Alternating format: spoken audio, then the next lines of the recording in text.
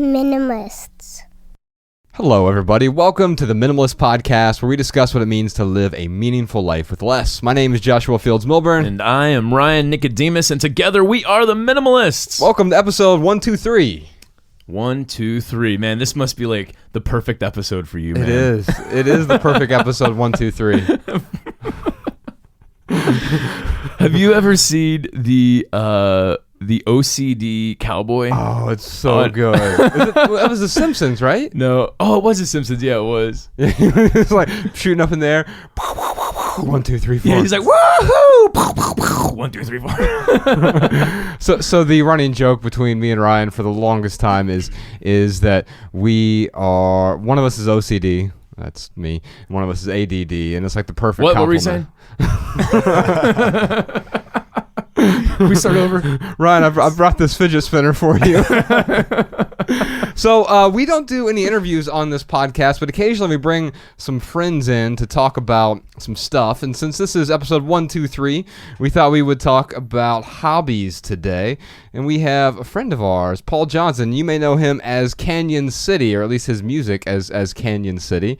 He's here today to chat with us about hobbies. How you doing, Paul? Hey, I'm doing great. Thank you guys so much for having me. Dude, thanks for being here. We tried to do this before in Washington, D.C., where when Josh got sick. And now here's the thing, man. Yes. I think that we probably could rename the Minimalists the Josh and Ryan show.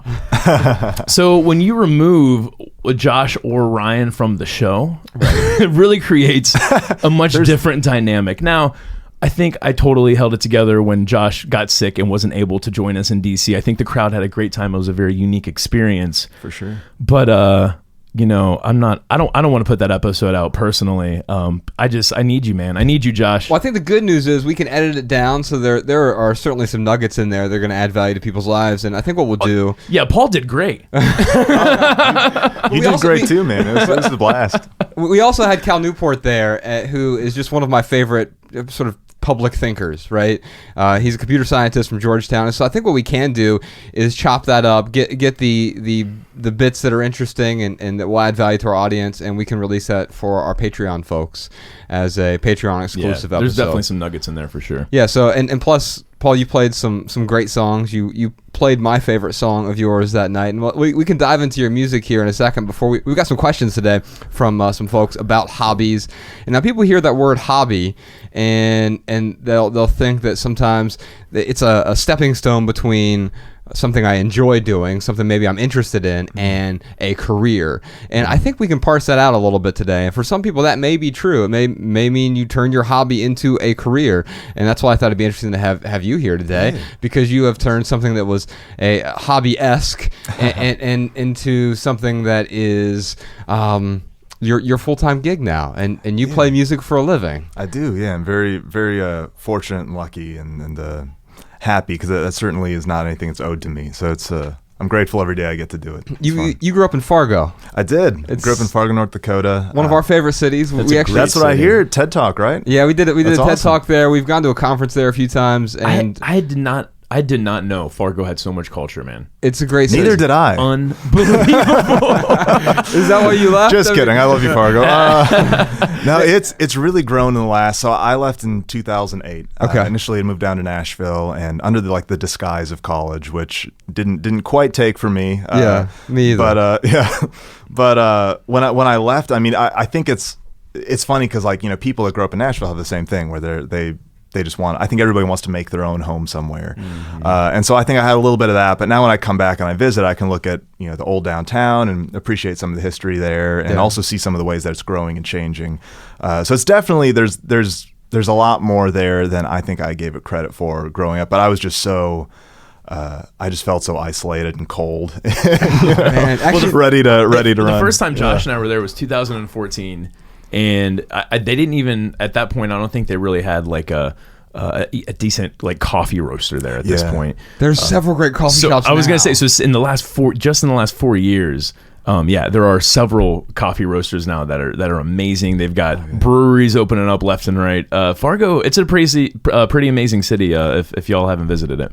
Yeah, you have a song that it reminded me of this, because I was listening to it and knowing the context of someone. So I was hoping to talk about some of your songs today, because I think and I don't mean just to blow smoke, but I think it's true. I think you're one of the best just writers out there in general. Oh man, your music. Thank you. Your music you do some things with your music.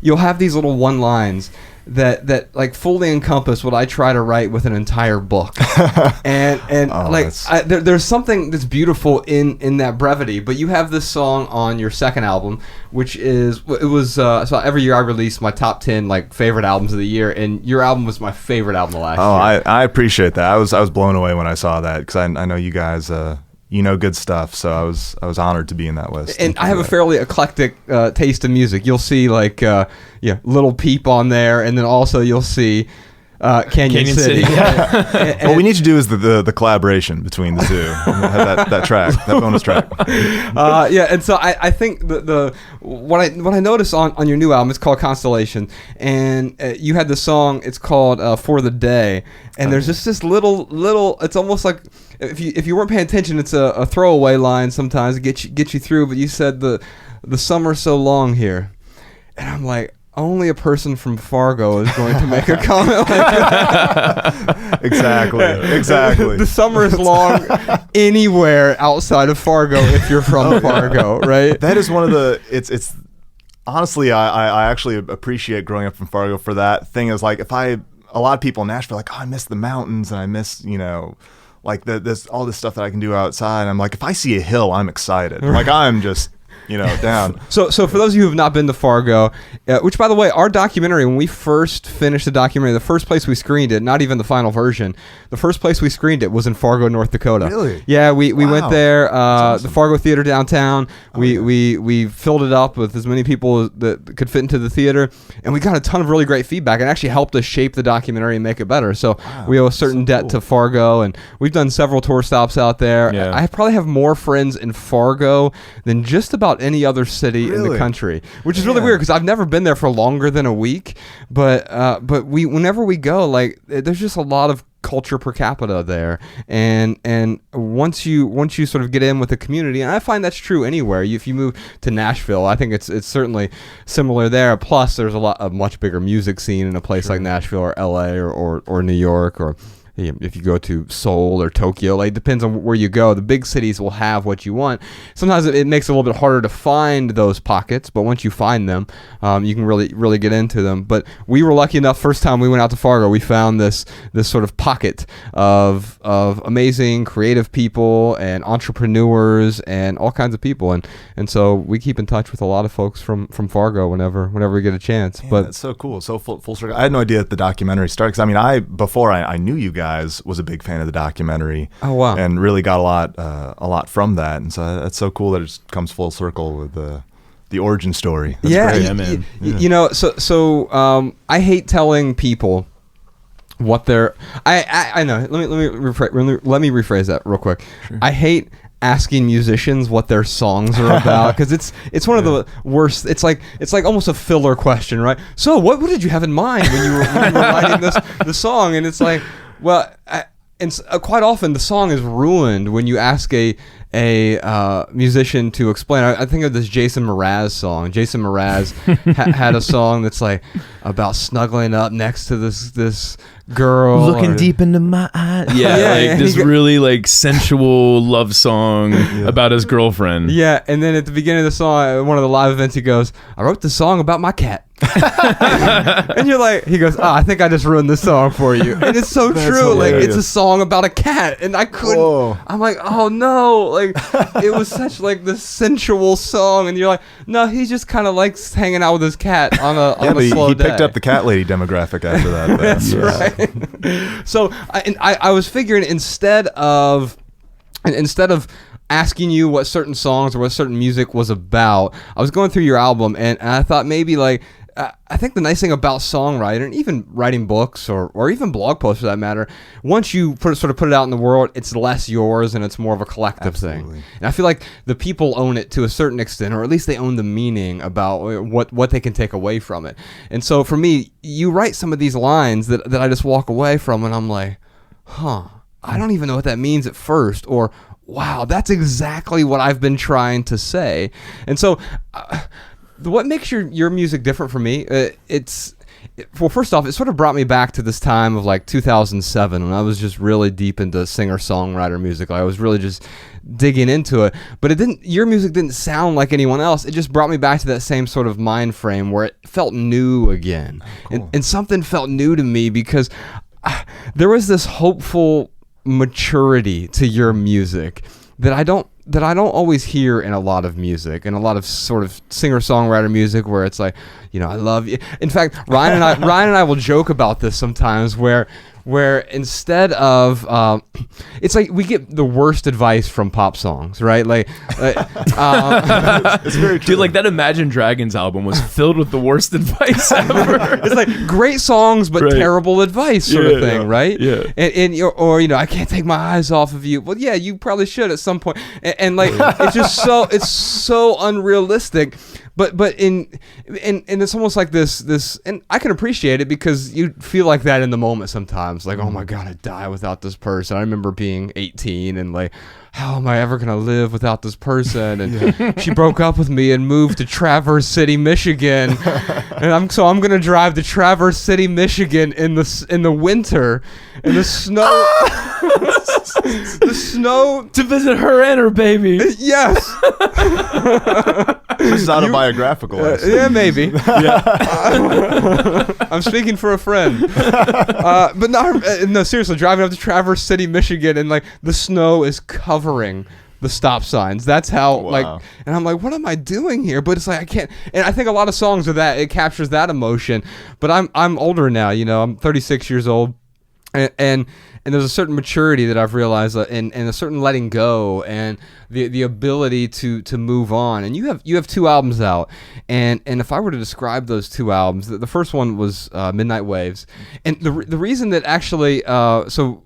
You were just in London recently. You're on tour. You're on tour right now. Yep, that's right. We're fortunate enough to go see you tomorrow night. This will be out not until March, I think, March 13th, I believe it is. So by the time this comes out, Ryan and I are having a grand time in Australia. That's right. Nice. Josh is already developing an accent. Yeah, I was watching like some Peaky Blinders before I went out to London because I'm like, all right, I want to get in the mindset and. Get the dialect in me, Yeah, it's funny. My 4-year-old, she got into this the stage where she was watching this British cartoon called Peppa Pig, and she started developing a British accent, and she really likes chocolate, so she would just come to me and say, "Hey, can I have a box of chocolates?"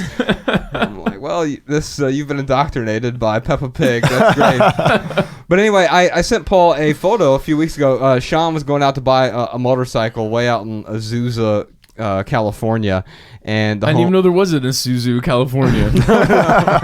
Azusa, birthplace of Tony Robbins. There you go. And it's the Canyon City. And so I just took a picture, and he's like, "Hey, by the way, I'm going to be in Los Angeles." I'm like, "Dude, I know. We've got front row seats to the show on Saturday night."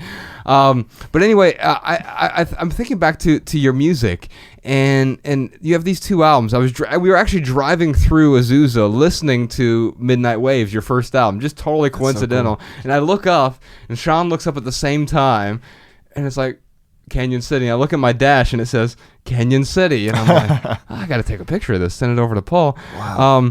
That first album though, it was like you were obviously younger. I mean, you're always younger on your first album than you are your second. For sure. Unless actually, here's a weird thing, Ryan.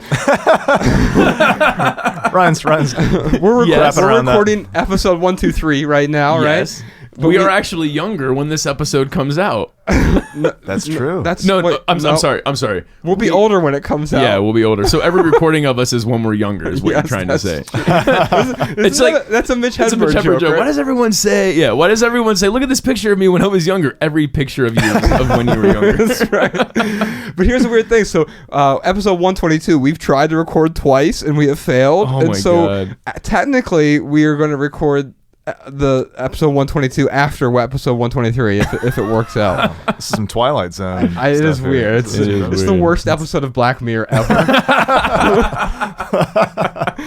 and so I was listening to that album and I was saying there's a hopeful maturity to your music, but that first album was like the album. The word I wrote down, it felt like you were searching. for hope, or there was a hopeful searching. And the word I wrote down that I made up, as I often make up words, was hope search. Like instead of hopeful, like you were searching for hope. Like there was a hopefulness in the music, but there was also a searching. I won't go as far to say a yearning or a craving, because there was a maturity to the music and to the lyrics. But then on the second album, it was almost like the hope was found, and so the word I wrote down was hope found, and as opposed to hopeful, in which it was hopeful, but like there was an increased level of almost security, maturity, thoughtfulness in the music. And I was hoping to talk to you about a few of the songs, a few of the lyrics that really stood out to me, instead of saying, hey, what did you mean by this line? Your first single from Constellation was a song called Our Way. Am I correct in that? You had a really good video for it. We'll put a link to the video, the YouTube video, in the show notes for this. And you had this line that really reminded me of my life right now. You said, "'Cause though I hate how it feels, I love the heartache that brings me back to you." And it's like this line about separation. And Bex and I, my partner Bex, who you got to meet briefly while we were on tour, and she has so we have a child together, but her biological father lives in Montana still, and so Bex is sort of between two worlds. She's 50% here, 50% of the time in Montana. Ella is back and forth. Like, they just landed yesterday. We went to the beach immediately. Like, I get in all this great time with them every other week, sort of thing, right? And then I'll go back to Montana occasionally, and but there is this distance, and with that distance, sort of creates this heartache, right? I love the heartache that brings me back to you, and this line, it was just like it perfectly described. Like, I want to write a whole essay or do a whole episode on this, and I'm like, I don't have to. Like, I have two lines here that can perfectly describe it, and it's much better in music, because if I were to write these down, and it is poetry, but if I just write it down, it's beautiful. But when you sing it, it's something else. It personifies the way that I feel, and it's about this distance and closing the distance. And Ryan, I know you feel this way because you're an extrovert, and so when we were on the road in 2014, we did 10 months on the road, 119 events, which is not impressive to a musician. That's plenty impressive. That's incredible, dude. I have a whole new level of respect for touring musicians, man. Like, no wonder most of them turn to like hard drugs and alcohol. Right. Paul is shooting up right now. Right, exactly. Yeah. I get it, Paul. I get it, man. I get it. He just has the heroin nod as he's recording. But here's the thing. We were gone for 10 months of the year, and it was right at the beginning when you started dating Mariah. Yeah. It was, 6 months before the tour started or whatever, maybe even less than that. And you two had developed a really good rapport really quickly, but then you had all this distance between you for extended periods of time, and it's hard because you don't want that. You want to be by her side. You want to be there. You want to be able to have these face-to-face conversations. You want to be intimate. But that distance there also improves your relationship in a different way. And what I found with Rebecca and my relationship and even with Ella, like, that distance that's there makes me appreciate those moments when they come back. And I think we lose that appreciation sometimes. So for me, this song, or especially this line, was about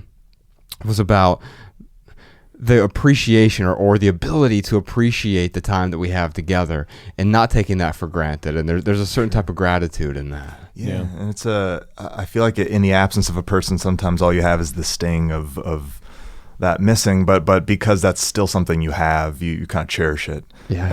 And so I think that, like, for me, sometimes, the sad song is exactly what I want to hear, is because it's, even though it hurts a little bit, it's a coattail of that thing that you wish was right next to you. And so it's it's a weird kind of I don't know what the juxtaposition, I suppose, of hurts, but you don't want it to stop. Yeah, that's a great way to put it. There's a line in Jonathan Franzen's book, Freedom.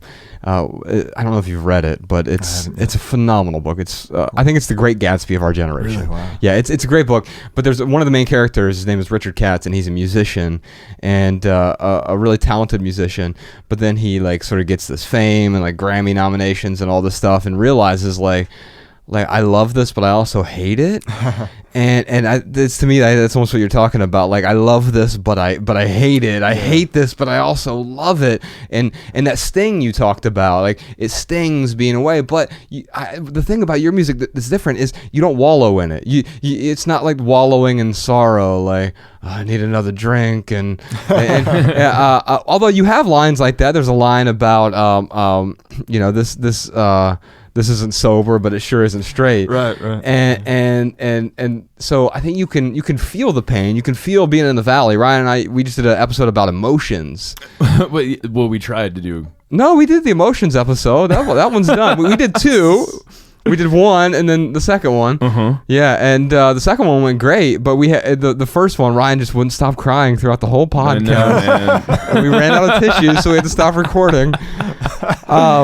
Ryan is it's the head and the heart of the duo here, and I've found that there's both of that in your music. Like somehow you're able to encompass both. Like it's not just like, oh my goodness, like my life is over. I mean, I see that a lot in songs, and they're beautiful songs, and I love listening to them. But at some point, it's like, okay, like I need some hope in this. This is raw despair. One of my favorite musicians is Damien Rice. Oh yeah, and I love his music. But there is so much despair on, especially the first two albums. The third one, like Adele's album, like the one that really set her off.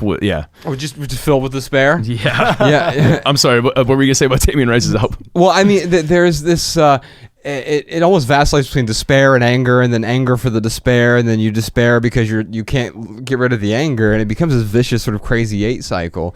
But with your music, I think there's when I talk about the maturity, like there's a certain letting go. So that same song we were just talking about, Our Way, you said when the flood comes rising, there's nothing to hold, and I can imagine that like. The flood in Houston recently, like literally, we had this girl who she sent Ryan this private message, and she had water past her ankles, right, almost up to her knees. Yeah. And she was holding a copy of our book, Minimalism: Live a Meaningful Life, and she was like, "You have no idea how much this is helping me let go right now," because she's literally standing in her house with and. How do I write an essay about that, right? It's gonna take me 4,000 words to do it, but you can do it in like 8 words. And that's so kind of you. Well, I mean, but I think so. Literally, we can see the flood, right? But then figuratively, I mean, obviously, this line highlights something that's figurative. Like when there's a flood, are you gonna go back and try to grab every trinket? Are you going to try to deal with the unimportant stuff? And I tried to do that a little bit with the book that we wrote, Everything That Remains. In the documentary, there's a whole thing where I'm like, Rome is burning, but there's still time for shopping at IKEA. and it wasn't. People often think that's like me dissing IKEA or something. It's not. It was me. I was the problem. IKEA wasn't the problem. It's like I still get some stuff from IKEA occasionally. It's okay, but. I had my whole life crumbling around me. My marriage was ending. My mom just died. I'm trying to work out her funeral arrangements, and the best thing I could think of doing is like, let's go shopping for furniture, and all of a sudden it's like, well, Rome is burning, and I'm stuck here, and what you're saying there is, hey, this flood is rising. Are you gonna worry about the nonsense? I think we get stuck in the nonsense. Yeah, it's absolutely. I mean, it's something that Ben. I remember Ben Folds. I don't know if you guys are fans of his, but he's I was reading some interview a long time ago, and he said something that I've always resonated with, which is just he can't. He basically said, like, I don't connect with a sad song that sounds like a sad song or a happy song that sounds like happy. They're always like that space of dissonance. Yes. That's kind of where he likes to live, and I'm very much both as a fan of music and a creator too. I very much relate to that, and that I think that's just a more accurate reflection of life. Is there's always some dissonance, and just sort of allowing for that to be okay. I think that a lot of us. I had a good conversation with someone last week where we were talking about how I think that there's a a perception to that there's going to be like a point at which everything is okay. You know, that we're going to be like, if I can only achieve this much or get this much or get past this line, that there's like a point where I've sort of solved the Rubik's Cube and everything from here on else is just going to be flowers.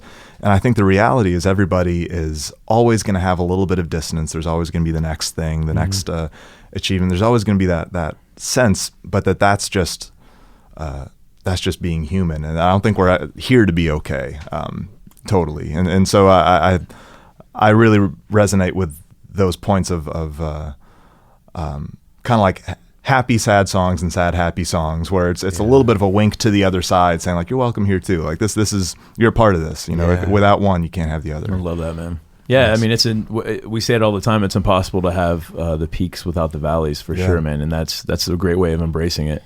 No, I totally agree, man. It is so important to accept that we will never become this full potential of ourselves. Yeah. And it's taken me a long time to accept that. And an example of that is this podcast. I feel like we do a really good job with this podcast. I have a lot of fun doing it. If you were to tell me back in 2014, hey, Ryan, you're going to start a podcast, that would have been this in the future, off into the distance, maybe one day thing. It would have been a little bit stressful too, thinking about starting a podcast. Sure. But now we're here, we're doing it. It's great. We're having fun. Now it's like, cool, man, let's move on to the next thing. Let's see if we can, make another documentary. Yeah. And I think that having that approach with life, it definitely helps us, prevents a lot of like angst and letdowns, I think. Because I know, I'm probably not the only one who beats myself up when life doesn't go exactly how I expect it to. You. What's that? It's just you. It's just me. It is just me. I knew it. It was just me. Well, here's the thing. So we've spent the last 5 minutes talking about this sort of the marriage of angst and being okay with the angst. But so my favorite song of yours is a song called "Find You," and I just think it's like this just beautiful standalone piece of songwriting. It fits great on the album. I'm so glad you made it the second track on the album. It works perfectly there, and just the way you have the album arranged. But there's this lyric on that song where you said, "Just be honest, has it ever been fine?" and like just that one line. There's a couple lines before that where you're talking about staring demons in the eyes and made a habit of looking past all the white lies. And then you say, "Just be honest, has it ever been fine?" And I remember the first time I heard that, I just paused it, and I'm like, oh, like there's this moment where it's like we're searching, we're trying to like make everything fit just right. Once I have the perfect coffee table, once I have all the appropriate decorations in my space, once I have this, and this, once I have the ideal partner and the 2.5 kids and the dog and the picket fence, then everything's going to be fine. But once you get it, and literally I got it, I had it at one point. I had a literal picket fence, and there's nothing inherently wrong with that. But it's not going to be fine because of that. It's fine because we can say, okay, this is fine. I can accept this for what it is, warts and all. Absolutely. That's really a season that I'm currently learning a lot in, which I'm so happy to be like here with you guys right now, because I just like want to absorb through osmosis the wisdom that you guys have to share. But it's really I worked for a long time. Music has always been a goal of mine and something that I was really at the core of what I love to do, but worked for a long time, a lot of different capacities, and trying to basically just spend as much time as I could making music. And then Canyon City came on the heels of a lot of learning about what I didn't want to do within that, and in some cases some failures too. Well, let's talk about that, because we're talking about hobbies today, and we're going to answer some questions for some folks. Oh, sure. But you started out, music was something that was, I assume, a hobby for you at first when you were in grade school. When did you start playing music? Started playing around 7 or 8. Do you have a musical family, or? I do, yeah. And both my parents were in a folk trio when they were in college. Yeah, that is awesome. It was always like around, and harmonies were around, and I didn't realize that it was weird to have like the family get together and like sing 4-part harmony until we're in grade school, and people are like, "Oh, no, we don't do that. That's it's a little strange." That's not what our family. But I was very, very lucky to have that, and then had a great guitar teacher when I was a little kid. Although I was still a kid, so I wasn't, I was by no means the guy that was like practicing, 10 hours a day, and like it was a very gradual. Had I actually practiced the way that people encourage you to practice, I should be a much better guitar player than I am right now. But it's just been, a long time playing, and just sort of a language that has always kind of been alongside. It was initially. When did you start writing songs? Started writing songs probably around middle of high school, maybe around 14 or 15 years old. Okay. And still a hobby at this point. Yeah. Absolutely. When did you know you wanted to do more with music? Was it early or was it a while before that? I think it was. Well, I started as a guitar player, so like just in the high school garage bands and stuff like that. I was just the electric guitar player, and then songwriting really happened when I felt like I had no other outlet to express some of the things that wanted to come out. And so initially it was just, I'll just try my hand at it. And then that's, I think I always played with the idea of music being something that I wanted to do for a long time, or maybe as a career. But once songwriting started to come in, that was really when like the bug bit hard, and it was something I couldn't be without. And so it was, at that point, making it a career was really just finding a way to spend as much time doing that as possible. And it's the irony is in chasing it. I spent a lot. I'm 28 now. I moved to Nashville when I was 18. Yeah, and you've been there since you were 18, right? Yep, that's right. Yep. Yeah, so you moved down there to go to school, or at least under the guise. So that was the Trojan horse to get you down to Nashville. Yeah. But you started doing some music that was outside of what you wanted to do. Yeah, and what it was. Well, if I may, sure. You just were talking about how you were chasing it. Sure. So if you can continue with chasing it, and I think that might, you can tie that in with answering his question as well. Sure. Yeah. Well, it was. So I was really trying to turn it into. Or you mean like just trying to like chase it as like a career choice? Well, I think that you were getting ready to go somewhere, but chasing it, and Josh's question about how you kind of took this different approach with music was because of that chase that you put yourself in. Am I off base with that? Sure. No, it was definitely. It was a kind of a pathway that I was set on, and trying to just spend as much time as I could with it. But the irony is that in doing that, I tried to do anything I could that would get me closer to music and essentially open up more time to do that. So when I was in Nashville and I was early 20s, I was working a part-time job to make ends meet, and really just wanted to make music whenever I could. And so I was doing some session work. I was writing for some other people, and then there was a producer that on an earlier project that was pre-Canyon City or any of that stuff, gave me an opportunity to come in and do some of my own songs, which was really fun. And that was kind of the first re-entry into being an artist again. So you can sing them, and you always have, even though I was coming in as a session guitar player, I was always like songwriting was always what I was doing anyways. Did you write songs for other people? I did nothing that's like blew up or anything like that. I mean, the biggest thing that I think I wrote that, well, actually I ended up singing on it, which was on like some movie trailers and stuff, but like it was nothing that was impressive by any means commercially. Well, I guess isn't that fascinating because you have someone who's obviously a talented musician, guitar player, incredible voice, but also, I mean, to me, your talent is in the writing, and it's what other people want, though. So quite often we just need a session guitar player. Yeah. We need we need a body to fill the seat, so to speak. Yeah. Was there ever a point where you were writing your music not for you? Yeah, absolutely, and that was where it really became clear to me what I didn't want to do, because I knew that I wanted to do music as much as I could, but when that first project started to fall apart, just personnel wise, I was talking with a friend of mine who runs a small label in Nashville. It mainly does sync work, which is basically like music for TV and film and that kind of stuff. And I knew that my heart had always been and always was going to be in doing stuff that pretty much Canyon City, which is very it's just expressive. It's honest. It's where I'm at. It's not necessarily for any particular purpose outside of, well, this is what I feel or this is what I want to say. But that particular project I knew was going to be angled towards making music for commercial purposes, sometimes literally for commercials, like where you did like some pitches for like Coke, Right. and that kind of stuff. And so I knew that was going to be a means to end, but the goal was to get out of the part-time job, to be able to make music a full-time job. I did a 2-record deal with them, and after the first record, I felt so it hurt so much to like. Basically, what ended up happening was, to make the thing that I love my job, I turned the thing that I love into just another job. It became another job that I didn't want to go to, but it was worse because I also lost the thing that I love. Like, I lost the reason I was fighting. Yeah, and it's not hard to do that. Like, it is because we do look at a job being a means to an end, and there are certain things. I know I do it where I start to compromise. I'm like, you know what? I really need to get 8 hours of sleep tonight. Yeah. But we just ended this event. I just got back to the hotel at midnight. I got a flight at 6 a.m. I'm gonna get 4 hours of sleep, and there are things that I will sacrifice a little bit.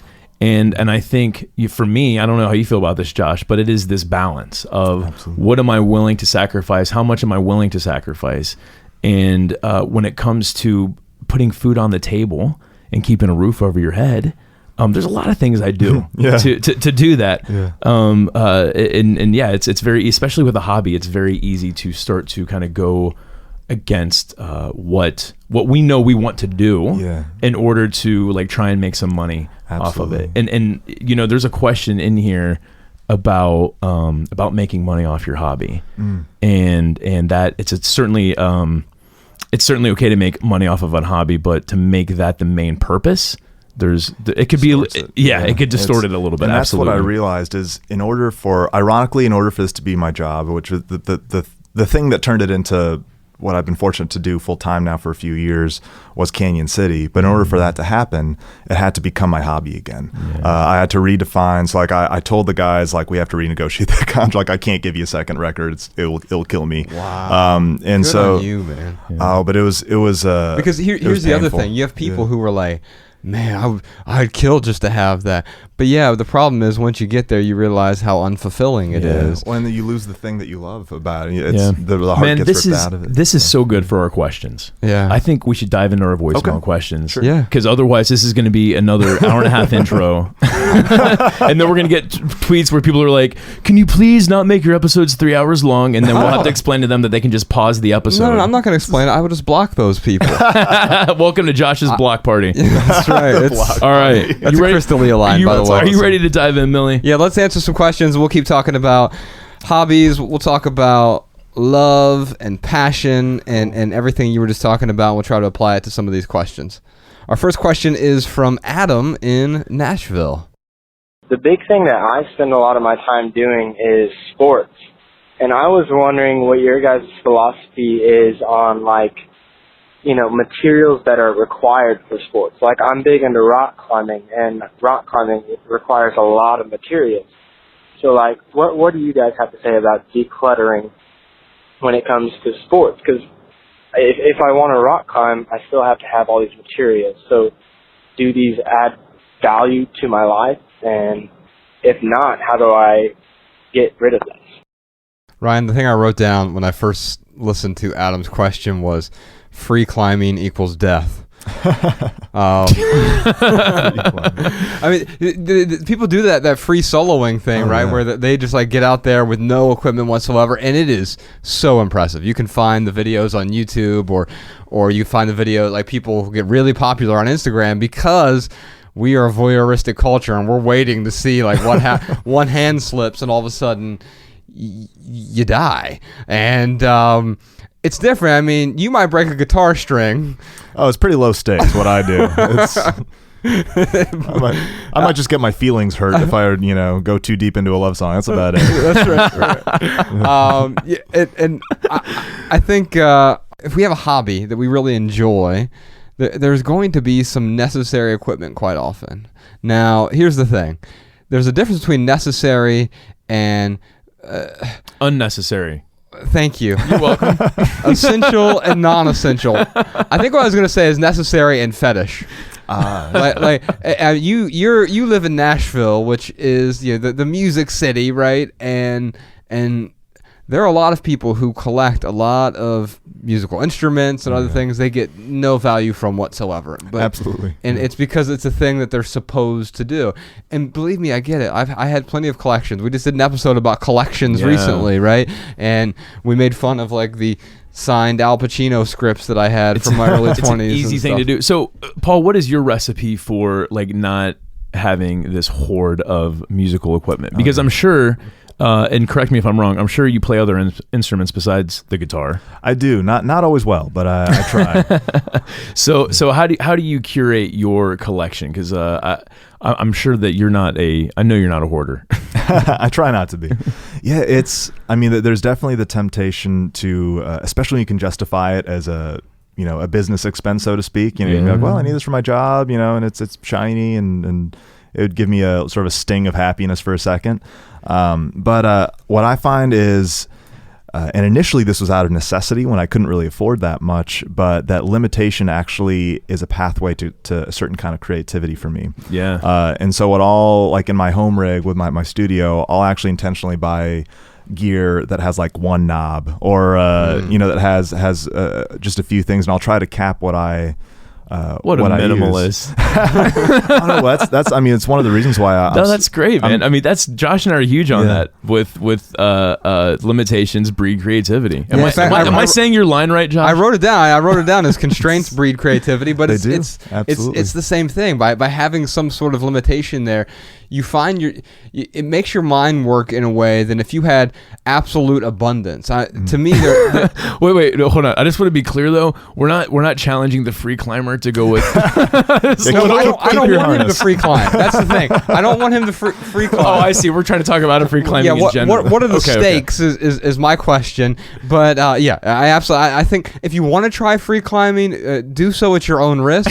The inside joke among free climbers isn't am I going to die at free climbing? It's when am I going to die at free climbing? They know what's up. Like a very large percentage. It's the most dangerous hobby or job in the world, probably. Right? You see these guys hanging off mountains with one hand and their massive forearm right there, and then all of a sudden, the one rock finger breaks. slip. Or the rock breaks. Yeah, exactly. And you have no control over that, right? Yeah. And so I think some equipment is necessary, especially in a sport like rock climbing. However, when we look at something like music, I look at the abundance mindset of if I just had everything, then everything would be perfect. Yeah. I often think of Dr. Dre, who, his... You just often think of Dr. Dre in general, I think. Well, he is the good doctor. There you go. Dude, I'm gonna start calling myself a doctor. No, I never mind. I'm not. I thought we already agreed that you were the venerable Ryan Nicodemus. Oh yeah, that's right. You're one step away from sainthood. That's right.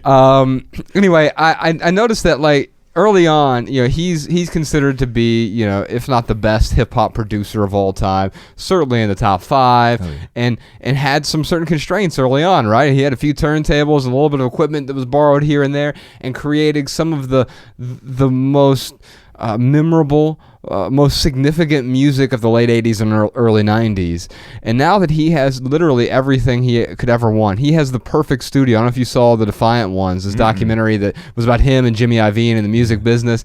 And he's building now his house over in Brentwood, like the perfect studios. I just couldn't find a studio that had Now, Dre has released one album in the last 15 years. Well, yeah, himself, right, and he does very little with other artists too. And I think that's the difference. And I think sometimes what happens, and he has become this over the top perfectionist, right? Yeah. And that's what everyone he scrapped that whole album, the Detox album, because he couldn't get it perfect, right? He worked on it for 8 or 9 years, and it wasn't perfect. And by the time, by then it was dated. And don't get me wrong, I think Dre is one of the most talented. That is so crazy. Music minds, right? Yeah, but it's just nuts to me how the limitations bred this awesome creativity. Late 80s, early 90s, and now it's because he had no expectations.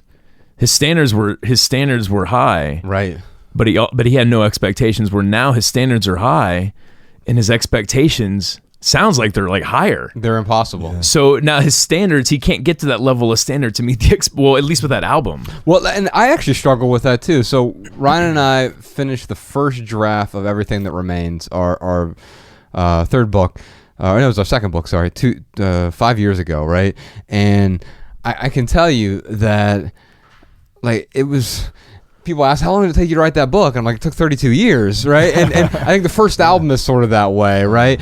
Or for you, I don't know, maybe it was the second album. I don't know how it works, but you're as good as what your last creation was. And sometimes, for me, I've had 4 false starts on a next book, and it's because I felt so good about that book, and it was this infinitely dense thing. Like, I felt like I said everything I wanted to say in Everything That Remains, and the next book would just regurgitate the things. Like, do I say it differently? Do I? And so I run into this problem. I don't know if you run into that problem with some of your music, and you're trying to grow beyond it. But you're like, to me, I see someone who makes an album like Constellation, and I'm like, well, I would just check out at this point. Like, I'm done. Like, I've created that album, and congratulations, everyone, you get to listen to it. Dude, there are way too many singer-songwriters who do that, and it makes me so angry. Well, Damien Rice was that way, right? He had 8 years between albums. Dude, I'm trying to think like who there are some artists that we like these one EPs or these albums that we absolutely love, but it's like the only thing that the artist has done. I totally get it. Walk out on a high note, but for us consumers of music, we want more. Yeah. There are a few short story writers who are novelists who are that way too, where they get that one work out there and it's done. They're just like, yeah, I've got it. I think there's definitely a rhythm to it too, because as with anything with life, there's like the exhale and the inhale. And I talked to a few friends of mine that also produce music, and they sometimes have that feeling of like when it's out, and then maybe they have personal goals or company goals or whatever it may be, to like just go ahead and just jump into the next thing. There's almost that moment of needing to take another inhale first, before you get ready to exhale again, the work being the exhale. However, I also think you can go too far and hold your breath. Ooh. Yeah. And so what I try to do is give myself a year or two to in between albums, but not more than 2. Constellation, Midnight Wave just had a year between them. And it's like a time to live your life to a certain extent. Yeah. And because I have run into that before. I felt like I clipped it too soon, and that I was maybe writing stories in lieu of living them, and so I try to make sure that I give myself enough time to inhale, but also make sure that I exhale again. Just keep that rhythm going, because it's easy to, at least for me, it's easy to clip it too soon or to let it go too long on either end. And it seems like it's an ever shifting equation of, or not even equation, but just rhythm of creativity, I guess. That's a beautiful line. This is so Sean, that's a minimal maxim for you there for the show notes. So we do these things called minimal maxims, where like we maunder on for a really long time and then sum it up with something pithy during our lightning round. But don't write stories in lieu of living them. Yeah, and I've definitely done that. Yeah, well, yeah, and I think so. That book I was talking about earlier, Jonathan Franzen wrote a book called Freedom, and it was right after his really crazy popular book called The Corrections came out in 2001, and it took him 9 years to put out the next book. And it was really 8 years of living, 1 year of writing. And he's like, I realized I needed to go live for my life for a while before I could create this book that I knew I wanted to create. And it's a very intentional, and I think it's a tough thing in America too, in that the emphasis on work ethic is sometimes very binary, in that it's to some degree it is just showing up and doing the work, but sometimes part of my work day is trying to get inspired by going on a hike or going to a museum or something, and just trying to ingest, like trying to inhale, or just simply making margin for relationships or things like that. And I sometimes have to remind myself, if I don't do that, then like this is actually part of the work, right? And redefining what work is, and if I do that correctly, I can keep at an okay pace. But yeah, finding that balance is always an ever challenging thing. Have you read Daily Rituals by Mason Currie? I haven't. It's a great book, but it's I think 160 chapters, and it's about the daily rituals of different creative people. Everyone from David Foster Wallace. I've heard about that. Yeah, it's a phenomenal book. I mean, it goes back to like Thomas Jefferson and Benjamin Franklin and Mozart and Beethoven, and there are a few commonalities between a lot of them, and one I noticed was walking, and where they create something usually early in the morning, whatever early for them is. For some people, like for me, it's 3:30 in the morning. Wow. For other people, it's 9 a.m. Like whenever they get up and they do it, but then there's a period, like a break, where they just go for a walk and like sort of it's a. I don't know about you, and I imagine part of it is auditory for you, but I write auditorily, and so there's an out loudish sort of feel to a lot of the words, sort of tumbling long sentences. I always get in trouble, like WordPress is like, this thing, it's like there are too many words in your sentences. It Clippy, is not the clip art guy, or what was that guy from Microsoft? Yeah, what was it, Clippy or something? Yeah, comes up, it's like, are you trying to write a question? Or? Can I help? But I mean, the difference is like you can actually track my sentences grammatically and syntactically, so they work. But they'll be 40 word, 70 word sentences sometimes, and it's just because that's how we express ourselves when we talk. It's auditory. Yeah. But what I noticed in Mason Currie's book Daily Rituals, Sean, if you could put a link to that in the show notes, it's one of my favorite books because I realized there were these patterns. There was stimulants like coffee, like this coffee I'm drinking here, but the other one was walking, and then the early morning thing, having some sort of morning routine. It could be different for each people or each person, but what I've realized is that is part of the process. Is for walking away from it can be the process. Oh yeah. And you're right. There is this American work ethic. It's show up for 17 hours a day, hustle, hustle, hustle. And there's a congratulations for that too. Like it's like a pride, like, oh man, like I'm working 80-hour weeks, and there's alst like a self-congratulatory. I work more than you. Yeah. Well, there was some company. What? Oh, I was just going to say, it's funny. I think about working those 60, 70, 80-hour work weeks, and I look at that, and I used to pride myself on it, and now I just look back, and I'm like, wow, Ryan, you really didn't know how to manage your time, did you? Well, there was I think it was an investment bank. It was some sort of bank, and I certainly won't mention their name. I don't want to get sued, but I think it was an investment bank where a guy died. He was working 72 hours straight. Wow. There is a name for it in Japan. You work yourself to death. I forget what the name is, but there's a name for it. You work yourself to death, and it is. There's a word, and that's exactly what it means. That guy worked himself so hard, he died at a young age. Wow. It's crazy, man. It's really unfortunate. Yeah, and the opposite of that, there's another Japanese word, ikigai. Are you familiar with this term? Ikigai. Yeah, it means basically the rough translation is the thing that gets you out of bed in the morning. Nice. I dig that. And that's the opposite, right? Because you do want to really put in the effort, but studies show that if you spend more than 5 hours working on something, at the time after the 5 hours diminish returns, like significantly. In fact, it can negatively affect the creativity. And to your point about taking the small breaks, there's actually studies that show, like, if you're studying, if you're writing, if you're working, taking a 15-minute break, like to meditate, to just sit there and let your mind wander, actually will help you be more efficient, help you stay more focused as the day moves on. Because you're not constantly staying laser focused on that thing, right? To where your attention, eventually you're like... Yeah, your attention gets exhausted, and you can't stay focused on it anymore. It gets more all over the place. It's like saying the same word over and over and over. If I say coffee table, coffee table, coffee table, if I keep saying it enough, it loses its total meaning, right? Yeah. Because I'm so laser focused on it, it just sort of dissipates into the ether, right? Absolutely. I think the other side of the Dr. Dre side of thing, where he's got the perfect multi-trillion-dollar studio, and it looks beautiful. When you see him behind that board, you're like, that's what you need to make music. Yeah, that guy can take it to space. Yeah. He'll fly. He just takes off in the studio. we're gonna produce this one while we're orbiting Earth. Elon Musk gives him a giant Tesla. Oh my goodness! And he just has a studio. And the other side is, did you see the movie Once with Glenn Hansard? I did. Yeah. So his guitar has sort of become iconic. Because, that hole in it. Yeah, have you seen Glenn Hansard's guitar? We saw him live, dude. Oh yeah, we did. He still plays it live too. Yeah. So we saw him in Cincinnati, right? Yeah. Downtown Cincinnati. And he came out. I mean, he's so good, but he came out off of the stage. I know this is a trope a lot of musicians do, but he did it so beautifully. Like, it was a big theater, 2,000 people, and he came into the middle and he had the whole audience follow him out into the lobby. Wow. And he was playing on that guitar with the holes in it, because you can tell he was busking with that guitar for so long that it has this gigantic hole in it that has actually, in a weird way, made his sound unique, because it obviously changes the sound of the guitar, right? Working with limitations. It makes you do things that wouldn't otherwise happen because you have to kind of like bend the lines and create new sounds. It's super interesting. And I think of other great guitar players. I think of Johnny Lang, who's also from Fargo. He's a Fargo guy. Or I think of John Mayer, right? Yeah. Apparently you have to be named John to be good at guitar. I don't know what's going on. But thanks, Mom.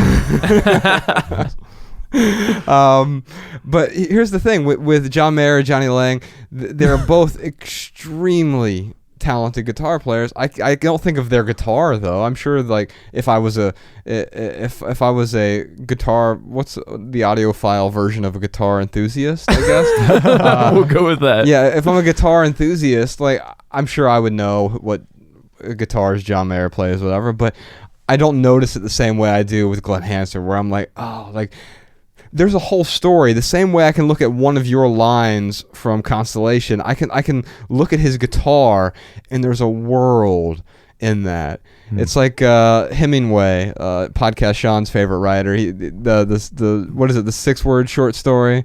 Little shoes or for sale, little shoes never worn. Yeah, for baby shoes. Wow. Yeah. And just those 6 words. There's a whole world in that, and I look at Glenn Hansard's guitar, and it actually tells me a lot more about him than if I look at that really impressive Dr. Dre 128 channel mixing board that costs $500,000. Like, it looks really cool and impressive, but that guitar is equally impressive to me, not because of the instrument, not because of the artifact, but because of the story it tells. It's impressive to me because you can tell that he put in the work. There's evidence of the work, and it's not just the music. It's within the artifact. It makes me think about I was in Vegas and I saw 2 shows. I saw Beatles Love, like Cirque du Soleil. Oh, cool. And then I saw Penn and Teller. And Mariah was like, which one did you like the most? And I'm like, Love is the one I like the most, but it was for the wrong reasons. It was because if you put, like, I love Beatles music. I really love circus acts. Love to watch some good dancing. So like you insert all of this stimuli into a show and it's just amazingly choreographed. It's impossible for it not to be, in my opinion, it's impossible for it not to be a better show because there's so much stimulus that they shove into it. Yeah. Where with Penn and Teller, it was great because for a different reason. It was great because it was simple. They would do these tricks that, were seemingly simple, but then they, do these amazing things. But there was also this aspect of, like they sell this little metal Bill of Rights, and they have this whole trick where they go through the metal detector and it goes off, and he's like, "Oh yeah, here, I have this. Sorry, it's my Bill of Rights that are in my pocket." And then he hands them to the TSA agent. "Here, take my bill. Take my rights." It's very clever. It's very well done. That is great. But yeah, it's amazing that you can take. Sean, do you not have that? That seems like something you would do. He hasn't got it yet. I almost bought him one. we totally. But then I thought about my just in case rule, so I didn't end up getting it. But he needs it. I feel like this is essential for Sean. Absolutely does. Yeah. So he can pontificate in front of the TSA. I guess really it's interesting how you can take a multi-million-dollar production. Or you can take a very simple production. Yes. And either can be amazing. I mean, you can look at Avatar and you can look at Blair Witch. Both of them did amazing in the box office. Mm-hmm. Both of them were smash hit movies. I think that really speaks to, what is his name? Adam in Nashville. Yeah, I think that speaks to Adam's question about how can he keep less stuff, is really realize that it's not the stuff that's going to make him a good climber. Yes. It's him that's going to make him a good climber. Yeah, and some of those things can augment the experience. Like, Paul, you'd be way worse off if you didn't own a guitar. Sure. I mean, you could borrow one or whatever. Like, I did this experiment for a year where I didn't... I thought it'd be the easiest thing because we're the minimalists, right? So it's like, I'm not going to buy anything for a year, other than food and like hygiene products. Like I need soap, but no new material items. And it was going pretty well. It was difficult at first, but then I spilled tea all over my laptop. Oh no! And like I write for a living. And so like I'm like, well, nope, I'm gonna. He's like, no worries. I'll just borrow Ryan's Dell laptop computer. That's right. Desktop. Or I'd go to the library. And He literally like, would come over to my house and like use my computer. I'd have yellow legal pads like just filled up with essays that I had written, and I'd come over. I'm like, hey, can I start writing this out on your computer? Because the library kicked me out. They only gave me 2 hours on the computer, and eventually I realized, you know what? This is the wrong kind of deprivation. I believe it's good to temporarily deprive ourselves to breed that creativity. Yeah. But if I were to take away all your instruments and your ability to record, that's not going to help you. It's going to hurt you. You end up being you seem like a crazy person. You just be out here on Hollywood Boulevard, like singing to people. And so it's going to be less productive. But buying 50 guitars for you, although each of them might be really cool, you're like, oh, that's a 57 Gibson, and you're like, oh man, it's beautiful. I agree, it's beautiful, but at some point it actually gets in the way of creating the thing you set out to create. Too many choices, and that's especially with digital recording now, which I mean I use and I'm a fan of, but there can be an infinity of. You can always tinker, and it can be so hard to finish. And what I've learned, because I do a lot of production with Canyon City, a lot of that stuff is just me alone in a room, messing with things. And what I've learned is to let go at like 90 to 95%. That there's kind of like a point where like what you want is like here's the you're the like top this isn't line. an A+, but it is an A. Yeah. It is a very strong A. Exactly, and that's kind of where it has to be, because there's like the line of 100%, and you work and it kind of goes up exponentially, and you get to maybe like 89, 90%, and then there's a point where maybe this is just the time and solitude that I spend doing it, but there's a point where then it starts to go down to 89, and then 87, and so it's like kind of stopping at 90 and saying like in my head I know there's a better version, but you got to know when to stop. But there's a next there's the next thing to say after this album, and so I'm gonna have to let this be a 90 and go to the next thing. To that point, man, when I think about our documentary, I was telling Josh after we taped that special, I never have walked away. There are very few times I've walked away from an event and felt like, man, I could not have done any better. Yeah. Literally I can think of maybe twice I walked away and I went home and I was like, man, Ryan, there's nothing else that you or Josh could have done to make that event better.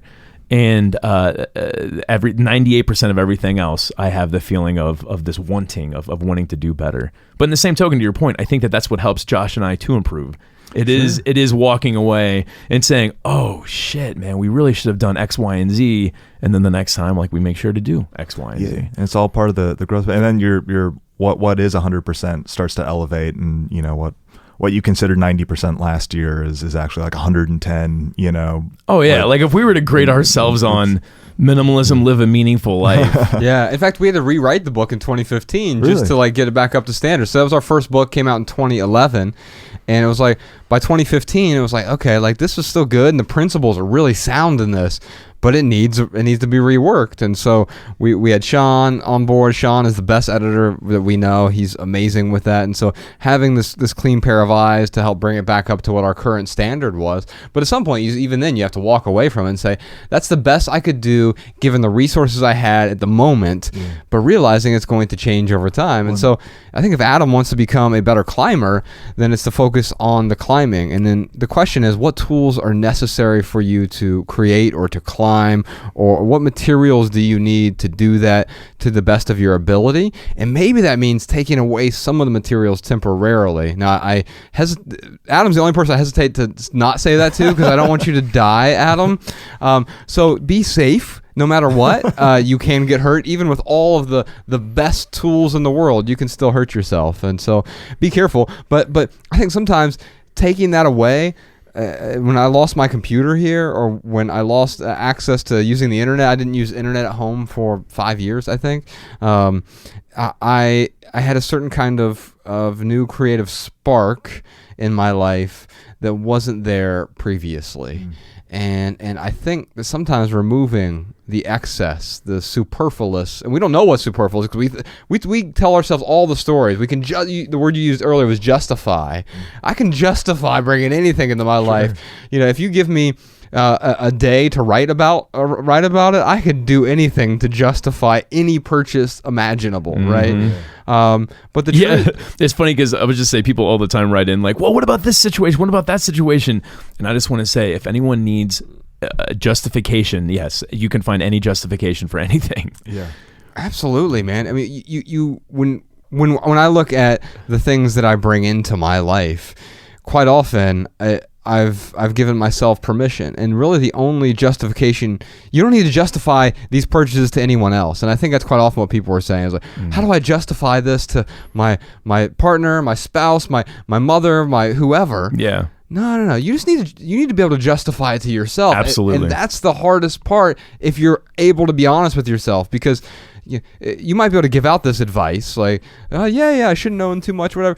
But taking your own advice, that's the hardest pill to swallow, right? And so the last thing I'll say for Adam here is, here's the thing. You're asking this question about excess equipment, and if you are asking the question, then yeah, you might have too much. But it's up to you to determine what is enough, because your version of enough is going to look different from my version of enough. Enough climbing equipment for me is 0. I don't do any climbing. I'll do some bouldering occasionally, and I'll show up to a little place and they have whatever equipment I need to rent there, but I don't need to own any of that equipment myself. So it's going to be different for everyone. So what is your version of enough? And once you determine what that version is, realize it changes over time. What is enough today may be too much tomorrow, or might be too little tomorrow. Yeah. And so you have to be willing to let go of what you find value in today as the time progresses. Yeah. What's that line from one of your songs? You said, man, I'm thinking off the top of my head here. We're living today off of tomorrow's broke clocks. Oh yeah. It's so good. I don't even know exactly what. Today we're living off of tomorrow's broke clocks. Yeah. It's part of it's a chorus that changes throughout the song. I don't even want to know what he meant by that. I just want to make my own interpretation. Exactly. That is good, man. And yeah, I'm not trying to get your interpretation. In fact, I just want to leave it out there. But we are living today off of tomorrow's broke clocks, and the way that I interpreted that when I first heard that, again, it's one of those pause moments where I'm like, oh. Yeah, I don't know what that means exactly, but then I was thinking about it. I'm like, it's about living in the moment, and for me, it's like, what is right now, and then obviously tomorrow is going to change, right? And you're welcome to dive in if you want and say, Josh, you're full of crap or whatever. Oh, no, that's a beautiful translation, and that's really, I mean, it was just the fleeting moment, and yes, But like recognizing that scarcity also makes it special too, and kind of adds value to it. Because it's a real scarcity. It's not the problem is we manufacture scarcity in our culture. We see 5,000 advertisements a day, and they're all trying to act now. Supplies are limited. Limited time only. So we're recording we're recording an episode on President's Day, and it's like, President's Day, we've even commodified President's Day. What are you going to get me for President's Day, Josh? Obviously a mattress, because they're on sale. I mean, that's the thing. You see President's Day sales, act now, or you'll see like President's Day week sale, and you're like, wait a minute. That is a week sale, you're right. I worked in, before Canyon City, before it was my full-time gig, I worked in a retail store, and sometimes that was a tactic that they would have, like, they would take a few things off of the shelf and put them in the back thing so that it looked like they were about to run out, even if they had like 20 of them in the back room, just to create that sense of urgency of like, it's a false scarcity. And what you're talking about is a different kind of scarcity where we're all gonna die, right? Yeah, and it's very true scarcity. You have a new song out. It's called Shadows. Yep, that's right. And it's a single, and I tend to hate singles. I'm an album guy, man, and I'm part of a dying breed, right? Hey, and it's a good breed, though. It's a good one. And I get that's a manufactured thing too, because 100 years ago albums weren't really a thing. It was, even 100 years ago there was very little recorded music. But I hate it when like you hear a song on the radio, you go buy the CD, and like that's the only good song on the whole CD. Yeah, and you'd spend CDs used to be $17.99. Grief. We'd go over to the CD Connection. I remember in Middletown. In the 8th grade, I remember thinking, man, if I could just somehow start a business where, and I was thinking this with cassette tapes, where people come in, they could choose any song they want, and then they could make their own mixed cassette tape. Now, Paul's looking at us like, guys, what is a cassette I know, tape? right? Oh, no. Fast forward to 1998. I think Napster hit the scene. They totally ripped my idea off, Josh. They did. They did. Well, so they should have sued you, not Napster. Exactly. they Winklevossed you. Oh man, cassettes are coming back though. They are, yeah. They are, it's man. funny. Like vinyl's having like some of their biggest years in a while. Yeah. just because That's it's unbelievable. it's a funny thing because I mean initially, obviously albums were just a product of the medium, and now I think it's more of a creative choice. Like it's everything lives in playlists and sort of in just kind of like momentary things. But I still think it's important, at least for as an artist, to create with an album mindset in a lot of time, because it allows for there to be allows for every song to not have to totally capitulate everything that you want to say. You can sort of have a longer dialogue throughout the thing, and then I do that with the understanding that it's probably not going to be digested in that form. It may not, by most people. But I think one of the silver linings is in the streaming world is that it does force people to make good songs throughout the whole, because I think that for a while when like you had to buy the CD to get the single you liked, there was almost like a laziness in the music industry of like, oh, like we can do like 7 fillers and 3 singles, and totally. And it was where now it's like if it's not a good song, people just won't listen, and they don't have to, because it's all just kind of in there. So I think there's it's an interesting yin and yang to the new scenario. Well, I also think that the opposite was also true. Like someone like you would go and create 7 songs that you really loved, or 8 songs, and then the record company would force you to make 2 songs that you hated so that they could sell the album better. Yeah. And then what would happen is people who love the single that you don't love, they would do what Ryan did, and he'd show up and he'd like listen to it, and he'd like, I like that song, but now I've got these 8 other songs that don't resonate with me. And I think that's the nice thing about the world that we're in now. I love the fact that we can stream music, right? I mean, I have an infinite library in my pocket right now. I used to have like a 2,000 CD collection. I've got book and all that stuff. No, mine was alphabetized on the wall. Okay, nice. Yeah, and dude, when we would go buy albums, you would get the cassette. Nice. And the CD. That's right, because my mom's car had a tape player, right? Yeah. And so I didn't have a really good way to put it on cassette. Yeah. You gotta do what you gotta do. Yeah, man. And now it's like right there on my phone, and it's beautiful. And I agree with you. Like now, if a song really resonates, it doesn't have to be the single, whatever that even means. Sure. Now it can be like this great thing. If someone puts it on Spotify puts it on their New Music Friday playlist, and all of a sudden it's like, who's this Canyon City, right? And I'm sure that's how I heard about you, was on Apple Music. Someone had you on some sort of playlist or new artist or whatever it was, and it showed up there, right? And that's the beauty of that. It would have been much harder to find you in a record store, because you're like checking for album covers. Do I like this album cover enough to spend $15 on this? Yeah, and just this guess piece on it. Yeah, and sometimes I'd guess, and it would sometimes work out, but usually not. And it was a lot of wasted money. And now I can listen to it. The money side of things, which we'll get into in a moment, is certainly different, because now artists are really trying to find a way. It's opened up this whole new avenue for you to develop an audience, but then it's like, how do I make a living off of this too? Which is an important aspect. I think we got a money question a little bit later on, right? Definitely. Well, for Adam, I'm sure we answered your question flawlessly, and you've got everything you need to know now about moving forward with your sports equipment.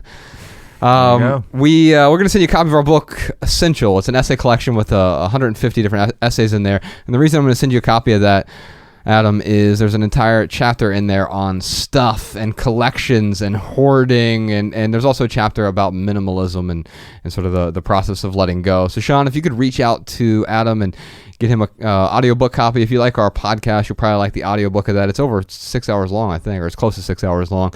So a lot of good tips and tricks from the Minimalists in that book. It's called Essential Essays by the Minimalists. Or if he doesn't want the audiobook, you're welcome to send him the physical book or the ebook as well. Our next question is from Gabriella in Oakland. I am an artist and I'm a project manager for work. And what I love to do is I hand paint textiles. So I have this workroom in my house, and I've been really interested in minimalism for quite a long time, but I've never found any information on when you have something that you do that you love that requires a lot of things. Like sewing has like 1,000 tools. And so I'm wondering if you guys can talk about that, because there are a lot of people who have workrooms and don't have the luxury of having a laptop and that's it. And I feel like a lot of these things that I read and tips and all this stuff is geared towards that. It's like, oh, let's have the laptop and nothing else on the desk. But it doesn't work that way. And so I guess I'm looking for like some practical application and like, how do you do that? Well, I have some bad news. You're going to have to get rid of everything except your laptop. Well, you know, it's funny. I heard this, and I know she paints textiles, but I thought, you know what? Like there are a lot of artists who have only a laptop. Now I understand she paints textiles, so this is a different type of artist skill set. But it is possible to be an artist. Let me ask you, Ryan. Have you heard of Microsoft Paint?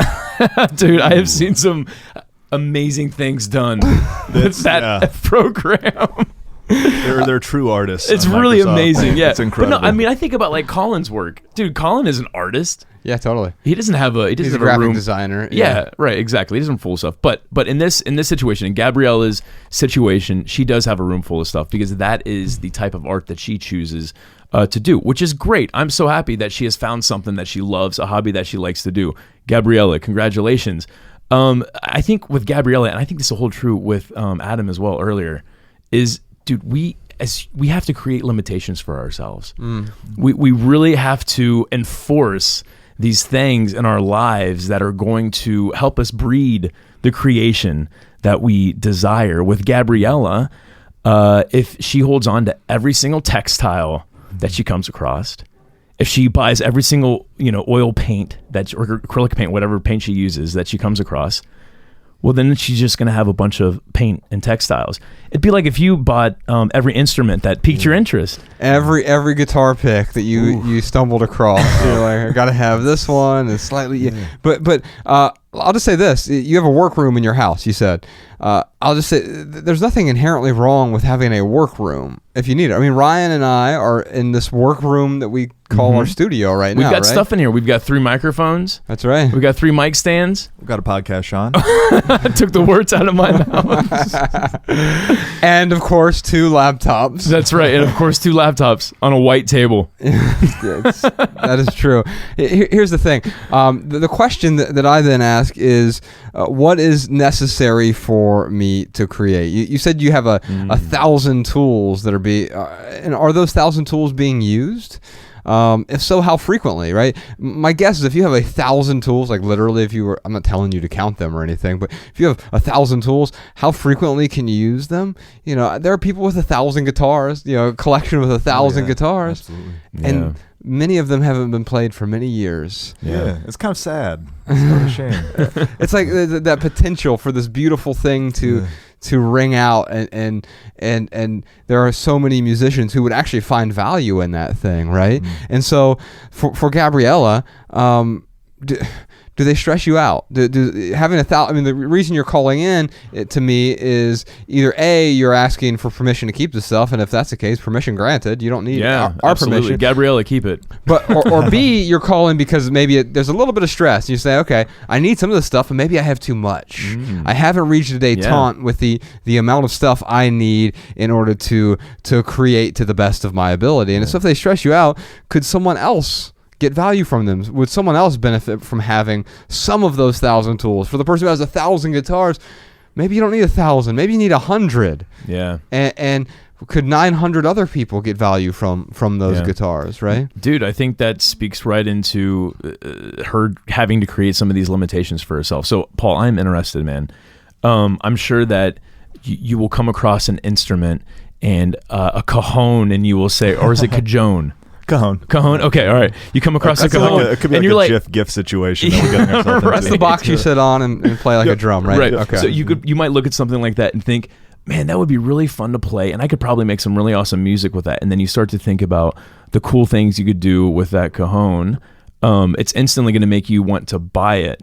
But I know you don't do that. So what kind of limitations do you have on yourself that helps you to prevent from buying all that stuff? And it's certainly a fine line, because there have been times when, like with a current guitar that I tour with and I record with, there were times when I get that and there's like almost an inspiration that came with that new instrument. However, and so there's been times when the new tools expanded the horizon a bit. But I would say there's also, as many decisions that are made for me before I step into the studio to create the song, the more time I'm going to spend singing, creating, and really trying to decorate the music. So I try to create as little of a technical barrier in between basically the what's in my head and what ends up in the song. And so like I just got a few new microphones that are really helping me get a sound that I more like, and spend a little less time playing with EQs and that kind of stuff. But with my old microphone, I have a buddy that's just now trying to get into music, and so I was like, well, hey man, I'm probably not going to use my $150 microphone anymore because I just got this nicer one. Like, do you want to use that one? And so it's in some cases the new thing adds a coloration that does expand the territory for me. But if I'm like, well, okay, well that's now where I live, and the thing that was maybe before that, or that I moved on from, I can kind of let go of that, as opposed to, I know you guys always say like the just in case thing, as opposed to saying like, I'm going to have this, keep it around just in case. And so I do try to, and that would be so easy to do. Like I've got this old microphone. Yeah. It's probably this big. I'm holding like my hands out right now in front of Paul. You could probably stick that in a drawer and not think about it. Yeah. And there might be a sound on that. There might be. Yeah. There isn't like right away. You don't look at that microphone and think, oh, there's a sound on there that only that microphone can provide. But certainly there might be, just in case. And I think, go ahead.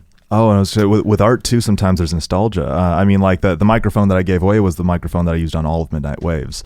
And so like there's on a certain sense, there could be a sense of, like, oh, well, this is it's the value of that record is not in the microphone that I used on it. It's in the songs and the people that gave it life by listening to it and stuff. And so I think that's also another element of difficulty is like the emotional, especially when you're doing artistic stuff with it.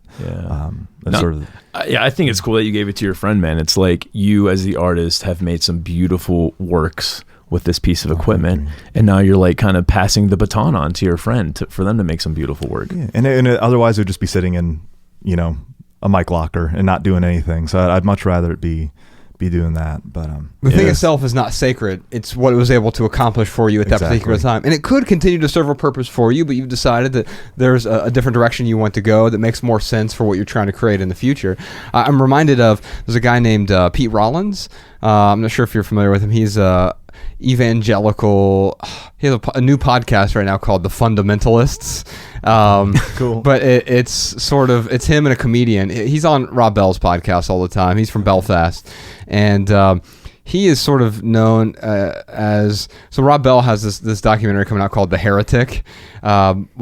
Pete Rollins wrote a book called The Orthodox Heretic, and so he's known for doing sort of unorthodox things in the world of Orthodox Christianity. And this story is applicable whatever your religious beliefs are. Ryan and I have different spiritual beliefs, but he was known for a while. He would go into like a couple mega churches, like the big sort of churches in the South. Now think about this for a second. He'd go into a church, a big mega church, and he'd rip a Bible up on the stage. Now he wasn't trying to piss people off or like trying to he wasn't trying to say like, well, he certainly look at this piece of crap. He was certainly trying to piss people off. He wasn't trying to piss them off. He was trying to be tantalizing, and he was trying to get people to think. He was trying to get a reaction, whether that was being pissed off or whether that was being tantalized or whatever it was. He wanted to take you to a certain emotion, right? And then help you unpack that emotion. Yeah, and help you understand that, hey, this artifact. It's just a book. Like the power for him was in the words and the parables and the stories that were in that book, right? Mm-hmm. And I'll often tell people that with our own books, I'm like, hey, once you like get value from this thing, like please pass it on to someone, a library, give it to a friend, family member, throw it at an enemy, do something because the power is in the words. It does no good just sitting on your bookshelf collecting dust. And I think that's what he was trying to communicate. And then, of course, like, there was people who did get pissed off, of course, and they went to their lead pastor of the church and Twitter. I'm sure they probably did.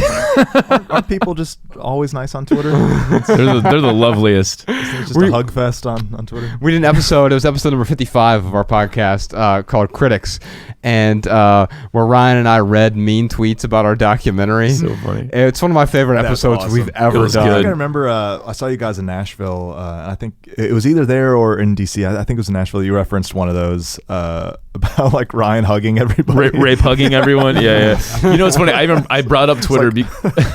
I brought up Twitter because Sean and I went and saw podcast. Sean and I and Mariah. We went and saw Tim Allen last night. Oh yeah. You know, whoa, Tim the Toolman Taylor. Yeah. And the whole time he's like, please don't go to Twitter after this. Please don't go tweeting this. These are jokes. Mm-hmm.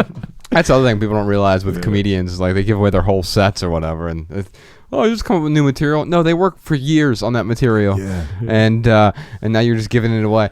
It ruins the joke for other people. But here's the thing: people will go to the lead pastor of that church, and they were like complaining, like it was not right what he did to that book, and it's a sacred book, and so the pastor trying to be very nice, and he was like, all right, I understand where you're coming from, and he took a CD-ROM of the Bible off his shelf and broke it in two, and he goes, did that make you feel bad? And they're like, no, that's different though. And he's like, no, it's not different. It's the same thing. It's just a vehicle, right? And I think that's what we get caught up in. These tools that Gabriella are talking about, these are vehicles to get you to create what you want to create. It's part of the creating experience. But sometimes we have 1,000 tools. Sometimes those tools get in the way of the creation. Mm-hmm. They stifle the creativity. Going back to the Dr. Dre analogy, or think of any other analogy, when you're focusing solely on the tools, you get lost in the acquisition process and not in the process of creating. We get consumed by consumption. I'd rather be consumed by the creating side, and then you can use whatever tools are necessary to create whatever you want to create. Yeah, Gabriella, I mean, think about this. When I was going through all my stuff with the packing party, Josh had to talk me into basically getting rid of anything that I hadn't used for the last year. And if I was honest with myself, probably wasn't going to use within the next year.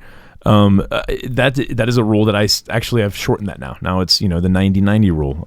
I can do most of my things. I can look at it in a 90-day sense instead of a 365-day sense. But I really want to encourage Gabriella here to put those rules in place, because here's the beautiful thing. Let's say she literally limits herself to a white table and a laptop. Mm-hmm. She's going to sit there and she's going to discover one of two things. Mm-hmm. She's going to discover like, oh, wow, I can create with this laptop.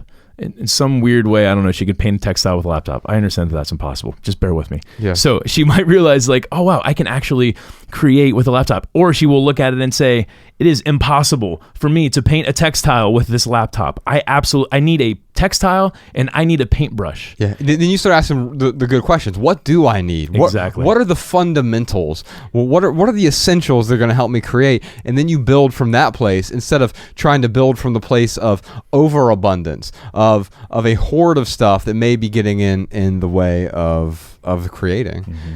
Yeah. I think there's a confidence and a freedom in that too when you realize that the creation is really fairly portable within you, and it's something that you don't write that down, Sean. Creativity is portable. And it's a John Mayer song. What is it? He said, "Pack me up, take me out. I'm portable." Oh, yeah. I know that one. Yeah. And it's I think there's like an empowerment in that, and it's like these are the tools to get it out, but like they aren't. What makes this special, or what makes what I'm doing special, is not this crazy piece of gear that I'm using or something like that. It's the thing that is kind of being born out of this person, and that's a fun thing. It's funny. I don't know what this means, but like going back to the Cirque du Soleil versus the Penn Teller show, I am way more impressed with Penn Teller. Way more impressed with Penn Teller than the Cirque du Soleil. I enjoyed the Cirque du Soleil more because, again, all the stimuli, and I just have never seen anything like it. But going back to that Penn and Teller show, I would much rather go back and see that Penn and Teller show again than the Cirque du Soleil. Yeah. Because of the simplicity and because of how they're able to be two dudes. Like, I hope one day we can be as awesome as Penn and Teller, Josh. Yeah, well, do I have to stop talking right now? Done. Have you seen Chris D'Elia? You know I can never stop talking. Damn it. What about Chris D'Elia? He posted this thing. There's this, I think it's called like the Hush or something. It's this contraption you put on your face. You look like Bane. But if you want to like have a private phone call, you can have like a phone booth around your mouth. I was thinking about getting one of those for you, just to wear around. Just for the hell of it. Yeah. Just to take Ryan places. Here, Ryan, wear this while we record this episode. Hey, just try this out. What a dick. I was thinking of two other things you mentioned. That's what you're getting me for President's Day. That's right. It was on sale though. Yeah, that's right. It was 30% off. I had to act now. Wow. The 90-90 rule you mentioned. Have I used this in the last 90 days? Am I going to use it in the next 90 days? And for Gabrielle and her tools, maybe it's last year. Have I used this last year, or am I going to use it? Maybe it's 2 years. Could be whatever. And start somewhere. Just have some rule in place that you can live by. And of course, you might want to make an exception, but try not to make an exception. If you set up the rule, then you don't need to make an exception. Josh, for it. I always give this advice and start with a year and then pare down. Yes. And I say start paring down and then scale up, because going back to that example of if she removes everything, this is a very stoical experiment. Yeah. Don't just throw everything out. You can box it up. You can box it up. You can do your pack and party on your tools. But anyone facing this type of situation is literally limit yourself to nothing. Yeah. And then start bringing stuff in as you need it. It's so much better, man. Yeah, because you realize what you need. Yeah, I wish I would have done that way. I wish I would have done the 90-90 way sooner. And so the other thing that I think about is the just in case rule. We often think about these things. We hold on to 1,000 tools, right? Because I'm going to hold on to that just in case I need it someday. Just in case I want to go back and record on that microphone. Just in case I'm going to use that paintbrush or whatever. Even though it's past the 90-90 rule or the 1 year rule or whatever. But they're not items we ever use. And I think the nice thing about starting with a blank slate is you'll realize you don't need you're not going to bring most of the things back in, right? But there are some things that will fall outside your 90-90 rule. They're just for win items. Sure. Yeah, my snowboard, like I'm not going to go, well, I don't know where the 90-90 rule falls, but my snowboard will not fall in there, I'm pretty sure. Probably not. But it's you also know you're going to use it at some point, right? You're certain about that. It is a just for one, absolutely. Yeah, and you continue to reevaluate that, and if one day you decide, hey, I'm not snowboarding at all anymore, then I think we have to admit that. I tend to reevaluate that every single time the first day of the season that I go on that first like long windy lift. I always contemplate, am I going to do this next year? But then as soon as I start going down the hill, I'm like, oh yeah, definitely. Yeah. Oh yeah, I'm going to keep doing this. Yeah, and but we have to be willing to let go of sometimes that becomes part of our identity, right? One thing I let go of pretty recently, I think until very recently, I considered myself primarily a fiction writer, and that's what I did throughout my 20s. I enjoyed doing that even when I was in the corporate world, and this was, I didn't have plans for the whole minimalism thing. It was great that it worked out this way, but I thought, maybe this would be a cool springboard maybe to launch that fiction writing career.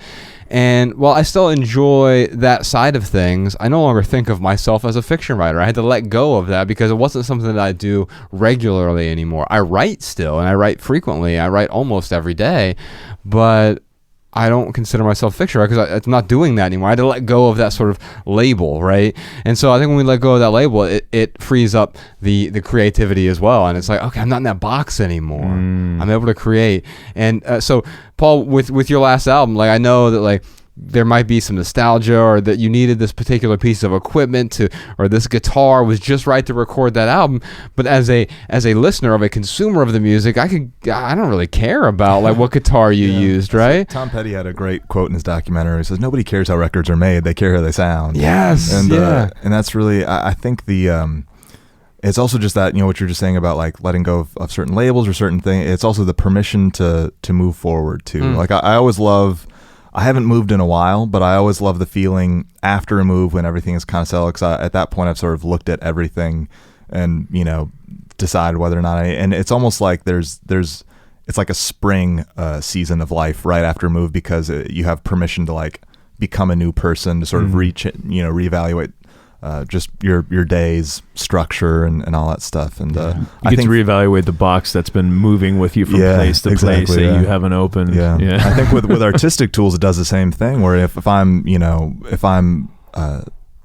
because inevitably you're going to be a different person with every project, and so it's going to grow and it's going to change. And I think if the stuff that you're using also reflects that and says, I couldn't recreate album number 1 if I wanted to, it would just be a knockoff, you know. And so like let's abandon even trying to do that, and let's let it go and move forward and see what what's new. The thing is, that's a scarier thing though. It's always scarier to go for the uncertain future than to try to sort of knock off the certain past. You know? Well, and that repetition can also breed some sort of despair as well. We're going to feel like we're not growing and there are some artists that are able to do it somehow. They keep making the same album over and over and over, and quite often they sound good, but at some point, you're like, or don't you want to move beyond that? There's an artist I think of, Matt Carney, who lives in Nashville. Yeah, he's a Nashville guy. And he is on tour right now with Andrew Bell. Oh yeah. And I think of both of those guys actually. Like their sound has evolved album to album, especially Matt Carney. Like you can tell there's sort of this period. Like he did the singer-songwriter thing mixed with like this sort of hip hop thing, and then his second album was more like it was geared toward making live music, and each album has a distinct sound that is so different from the previous album, but it's still very Matt Carney. It's just the evolution of Matt Carney from being 25 to being 39 or however old he is now. And you realize like he's able to grow with that, still be himself, but in order to do that, he had to leave the past behind. He had to leave that behind and say, okay, that was a moment. And as imperfect as it was, I have to move on from that. And the other thing I think about when you're talking about the tools, what tools we're using, Jack Johnson is a great example because he talks about how like he was a film director and a musician, and I wasn't very good at film directing because I would just like start throwing the cameras in the bag and the lenses. I was beating them up. I wasn't paying attention, and people ask him like, "What guitar you use?" And he's like, "Let me look." And he's like, someone just gave me this one, and I really like it now. But he's like, I don't really get caught up in the instrument or the tool. Like they are tools, but I don't want to fetishize the instrument. I want to just play it and enjoy the experience of getting it out there. Having Jimi Hendrix's guitar does not make you Jimi Hendrix. That's pithy. I wish a lot of musicians in Nashville knew that because there's definitely a culture of like gear, maybe almost instead of creating with it, like it's, and especially in the studios, it's just like a showcase room and that kind of stuff. And it's easy to get caught up in, man. I mean, it would excite me if someone like handed me, hey, this used to belong to Jimi Hendrix. I mean, certainly there's going to be some kind of nostalgia there, but I understand that like I'm going to have to work really, really hard to make that guitar sound, if I would ever even be able to make that guitar sound the same way that he did. Right. We had on this tour we did a really brief stint in the UK, and we kind of had ourselves a moment of just tourism and vanity where we booked a day in Abbey Road Studios, which was totally like I knew that I could actually because of my workflow and because of the way that I have my setup in my home, I knew that I actually probably could make a better session, like a more productive day at home, but it was just out of reverence of the place. But are they still on reel to reel or? They can. We didn't though. We just did because I was going to take the files home and edit them and all that good stuff. But it was definitely it was a interesting thing because on one side I'm glad we did it for a day because there was like here's where these sort of the music happened and where some of these guys ate and played and that kind of stuff. But I remember about halfway through the day thinking like I think I can actually do like a little bit better job at home, like, and then we also, my photographer Thomas and I, we had like when we were setting up, just we had a great engineer, but I'm sure he was mad at us because we were just like banging out "Let It Be" on the piano with like no reverence whatsoever, just karaoke style on that thing. But yeah, it's it was certainly a moment of like we're in the space that does not make us the Beatles, Interesting, man. Well, it's funny because that space, it wasn't even that space until the Beatles were there. Yeah. Like are the ones who made it that space. Absolutely. Yeah. If I handed you Joe Rogan's microphone, we're not going to be able to have a conversation like Joe Rogan. I think we right? literally use the same microphones. That Yeah, he but used. it's not his microphone. Right? What if we could get his microphone? We'd be just as awesome. Yeah, probably not.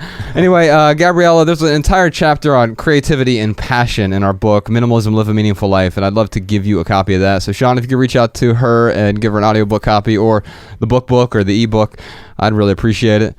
And let's move on. Oh, before we move on, Ryan, we'd love to hear what you all have to say. If you're listening to this at home or in your car or on a treadmill or... If you had to log on to the internet What? to listen to this podcast. Sorry, that was like an inside joke reference to like a couple episodes ago.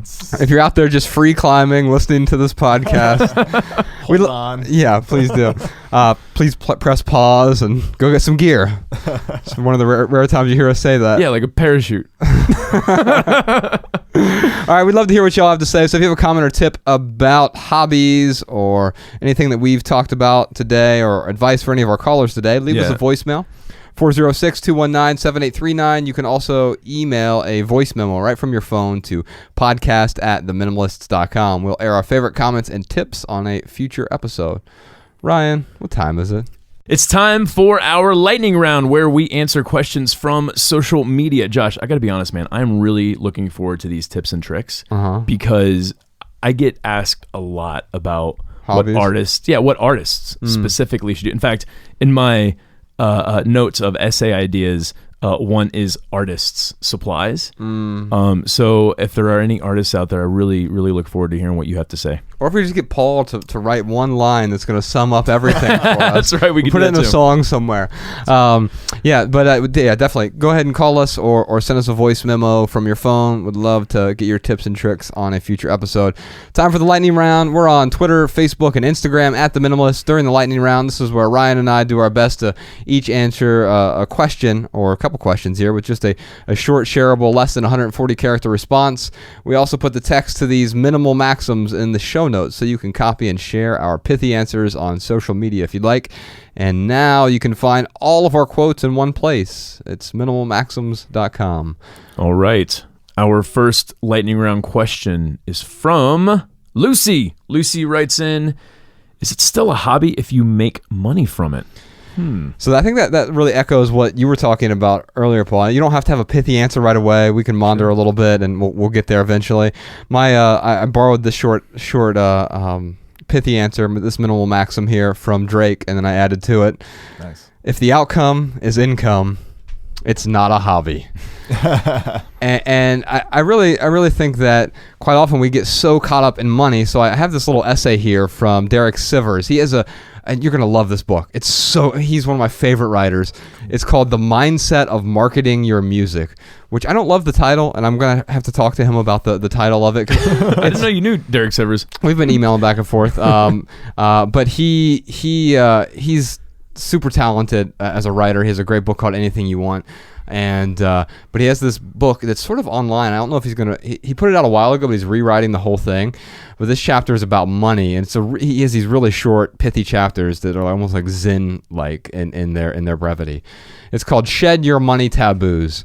And by the way, I think this book is more like it says it's for marketing your music, but I think it's the mindset of marketing for creative people, really, because it goes way beyond the music. Marketing yourself. Yeah, especially if you're a creative person or you're trying to create. So is that your new title for it? Yeah, I gotta find something good because he has the best titles. Can you legally do that? Just change someone else's title? Yeah, I've done it already. I changed your title to COO.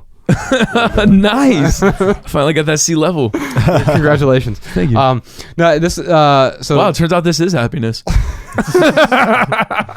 Ryan just walked out right now. Right. He's never coming back. All right, so this is called Shed Your Money Taboos. Everyone has weird mental associations with money. They think the only way to make money is to take it away from others. They think that charging for your art means it was insincere and only for profit. But after being around the music business for 20 years and knowing thousands of musicians, I've learned this. The unhappiest musicians I've met are the ones who avoided the subject of money and now are desperately broke or need a draining day job. It may sound cool to say money doesn't matter, to say don't worry about it in the negotiation moment, but it leads to a really hard life. Then ultimately, your music suffers because you can't give it the time it needs and you haven't found an audience that values it. The happiest musicians I know are the ones who developed a valuable aspect of their skill and confidently charge a high price. There's a deep satisfaction when you know how valuable you are and the world agrees. Then it reinforces itself as you can focus on being the best artist you can be, since you found an audience that rewards you well for it. So, never underestimate the importance of making money. Let go of any taboos you have about it. Money is nothing more than a neutral exchange of value. If people give you money, it's proof that you're giving them something valuable in return. So, by focusing on making money with your music, you're making sure it's valuable to others, not only to you. I think it's so important because here's the thing. My little pithy answer was like, if the outcome is income, then it's not a hobby. But that's okay. Here's the thing. I don't want the primary driver of what I do, what I create, to be money. But I think it's a part of the process, is what Derek Sivers is saying here. Like, because otherwise, you are, if it's just part of the process, but it's not leading, then you're being honest about your need to earn a living from that thing, and that's okay. But if it becomes the primary driver, then we start to sacrifice. You were hinting at that earlier. Like, I had to get out of this recording contract because the primary driver for that record label or whomever was, we got to make this marketable. We have to aggregate as many eyeballs as possible on this thing so that it sells enough units to make us the most amount of money possible. Yeah. Dude, I see your Derek Sivers essay, and I raise you a Seth Godin essay. Go for it. This came out earlier today. It's fun. I didn't even think about reading this until you read that one. The title of this is "I'm Not Selling Anything." This is so good. This joke's going to be so funny, Josh. You know, Ella says that too. Shut up! The title of this is "I'm Not Selling Anything." Of course you are.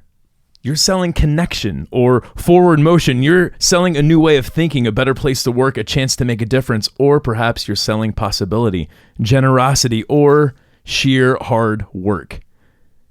It might be that the selling you're doing costs time and effort, not money. But if you're trying to make change happen, then you're selling something. If you're not trying to make things better, why are you here? So sure, you're selling something. Perhaps it would be more accurate to say, I'm not selling something too aggressively, invading your space, stealing your attention, and pushing you to do something that doesn't match your goals. That's probably true. At least I hope it is. I think that's the thing with, like, so we've gone out on tour. We really hope people show up. You're out on tour right now, Paul, and you want people to show up. You're selling yourself. You're selling this performance. You're selling your music. You hope people listen to it. But you're also asking for more than just money quite often. We're asking for the most precious resource, someone's attention. Yeah, absolutely. Time and attention. And dude, I got to say, man, if I'm going out of my way to get someone's attention, then I'm going to make the most of that time. Yeah. I'm going to Otherwise, you're wasting their time. Absolutely. What's your pithy answer, Ryan? My pithy answer is forcing yourself to make money from a hobby is a great way to kill your love for that hobby. And going back to what I was trying to get out of you earlier about, there was this point in your career, man, where you were forcing yourself to make money because you wanted to get out of that 9-to-5 job, which there's nothing wrong with wanting to do something different.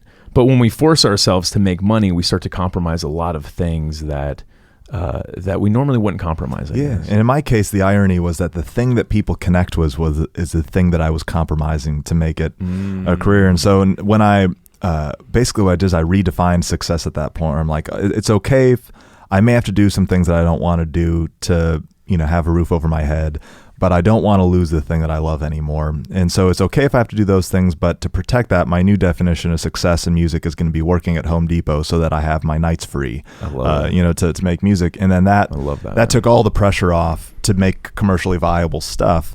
And then now, I think it's the authenticity, the honesty that people end up connecting with, and I ended up writing differently, and just sort of took that demon off my shoulder, when I was in the room, and it became my job after that. So I mean, I still, although it's what it's how I make money now. Music is still my hobby too. It's what I do.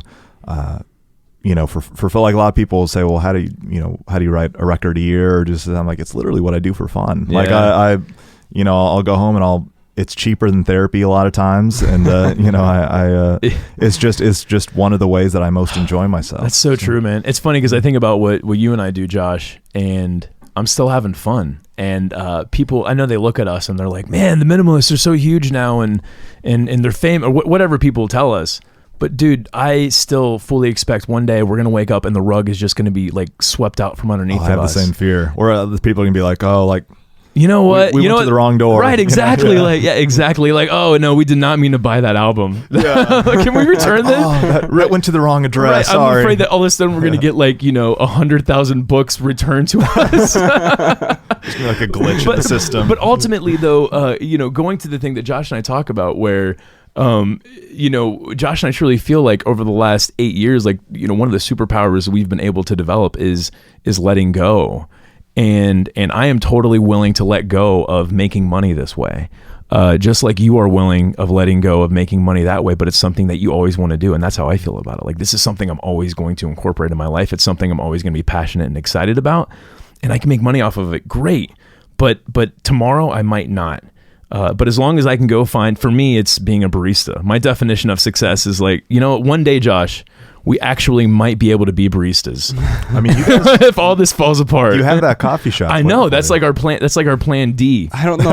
Plan F. I don't know if Weaver would let us work there. He won't even let me touch the espresso machine. We own a coffee shop. I'm not allowed to touch anything. Can't touch the espresso machine. Is there a certain pressure when you own a coffee shop when people come over and hey, let me make you a cup of coffee? It's like the expectations are super high. Well, the thing is, if you come to my house and I make you a cup of coffee, you're gonna have an awesome cup of coffee. Okay. That's true. But the problem is a lot of people, because they know we own a coffee shop, they'll send us bags of beans, and the intentions are always great. Yeah. But it'd be like if I wrote a song for you to say thanks for writing songs, Paul. Gotcha. And it's like you would appreciate the sentiment, but it would be so bad. I can play 4 chords, man, really well. But you're not going to put that song on repeat. That's all you need. And so you'd be like, okay, thanks, but you'd have to sort of soldier through the experience of me thanking you that way. All right. We got another question, right, Ryan? We do. It's from Little Nibble. Did you write this in?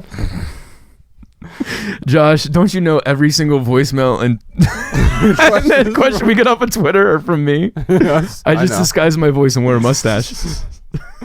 I like the mustache part because you don't even need that. Exactly. It's just to get into character. It's a finger mustache. Go for it. All right, Little Nibble wants to know, do you think 1 or 2 good hobbies are essential for a happy mind? 1. I think it's 4. Oh. Damn. How many do you think it is, Paul? There was just 2 options, 1 or 2. So 1 or 2 hobbies? Well, what was the question? Do you think hobbies are essential for a happy mind? Happy mind. Yeah. I think that things that you do for the pure joy of it are.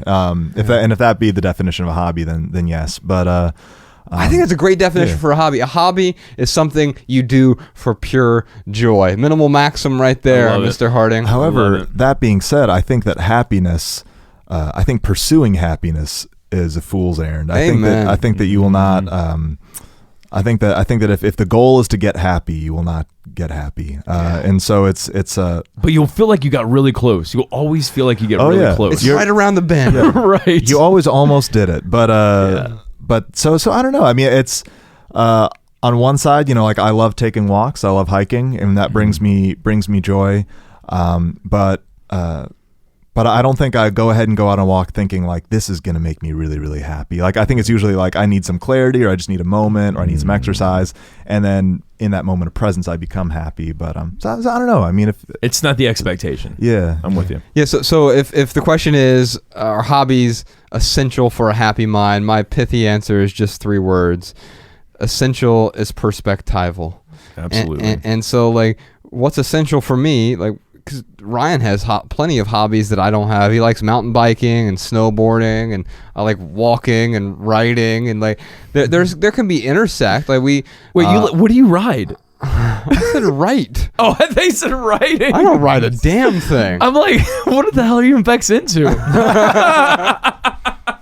That's a different episode. I think Max and I need to start our own podcast to talk about stuff we can't talk about on here. Yeah. Ryan, you got anything pithy for me? Oh yeah, man. I was just gonna say hobbies aren't the way to happiness, but they do make life interesting. So going back to relying on happiness, Paul, I'm so shocked, dude. Like you have taken a hobby, you've turned it into a living, you do what you love, and you mean to tell me that you still have to work? You mean there are days where you still have to get up and work? Oh, absolutely. And I'm not a good worker. That's the issue. Is I'm actively trying to hire out the work right now.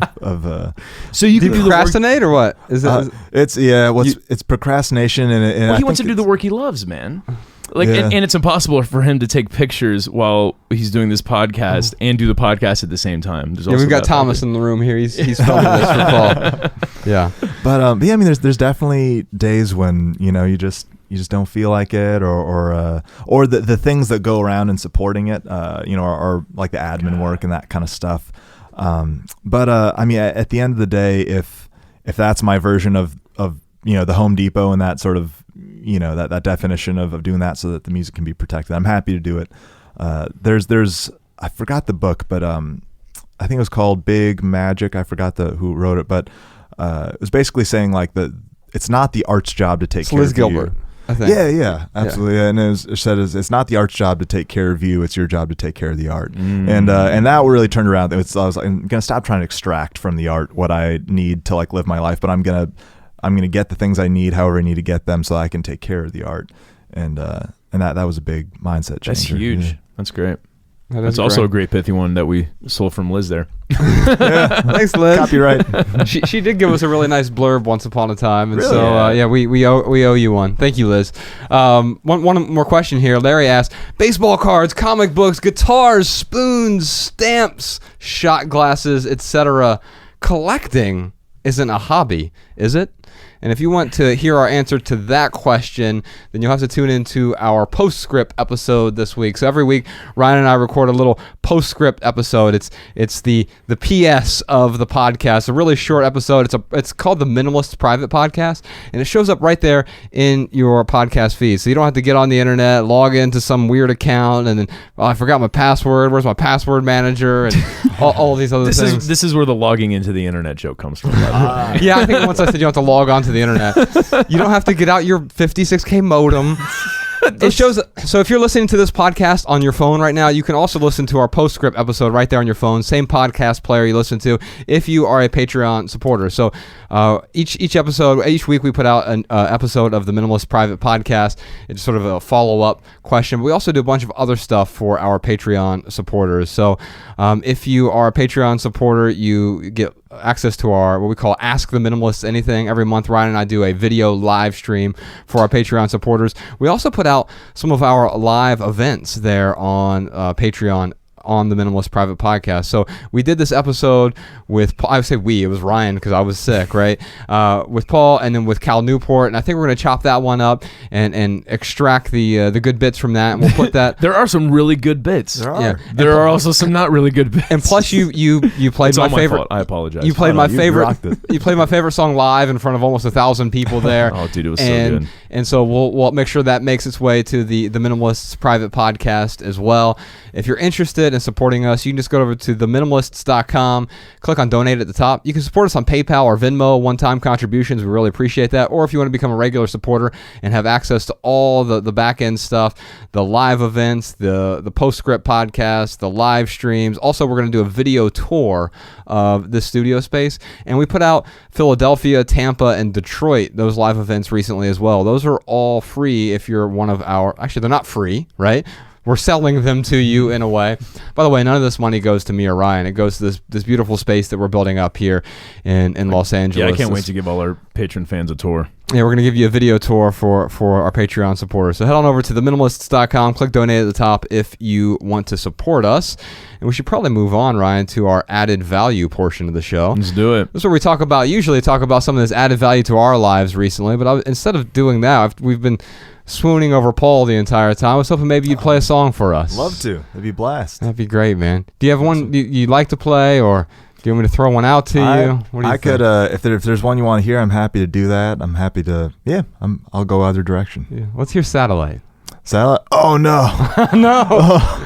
Let's not hear Satellite. I haven't practiced that in so long. Oh, no way. Yeah. And so so your album, Constellation, I think the title comes from that song, right? It does, yeah. Yeah. It's, so, I mean, the album title was and Satellite is kind of marking on that. It's basically just about trying to put together the few known points of a season, a person, a thing, and then recognizing that it's eventually going to be a distortion, and trying to trying to navigate those dark spaces in between the points of light, and understand you are going somewhere, but we're not quite sure where yet. So it's sort of in that moment of suspension. Which I wish I had Satellite and like performance ready for you, because that'd be a great intro for it. This is even better.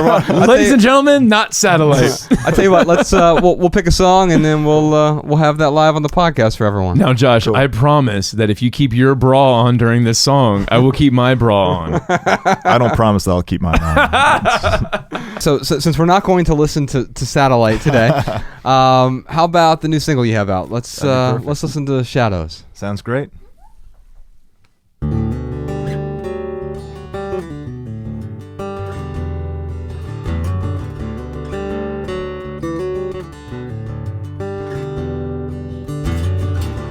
heard it never rains in California, and every day just fades in yellow sunsets. Maybe I should break away and drive up, 'cause it's been 28 years in the storm. It's good a time for me to wake up. I had to find my way out of a bad dream. When the morning light came through the snow like dust into my bloodstream, couldn't see it, I see a child, but I could hear someone say trust. Hold high your head up from the shadows, you're almost through the night. Hold out. You walked through miles of darkness, you stared all of your demons down.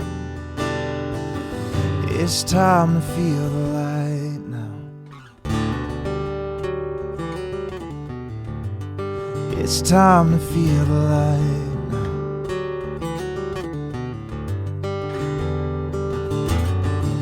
They say a happy ending's where you leave off. There's always gonna be another battle to fight, and if you let the stories go long enough, all the heroes die. But I'm a blank page, I'm ready to write. Hold high your head up from the shadows, you're almost through the night. Hold out. You walked through miles of darkness, you stared all of your demons down. It's time to feel the light now.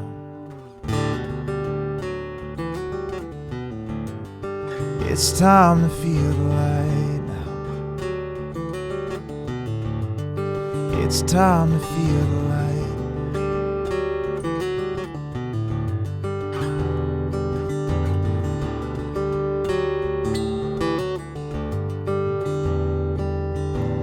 Hold high your head up from the shadows, you're almost through the night. Hold out. walked through miles of darkness. You stared all of your demons down.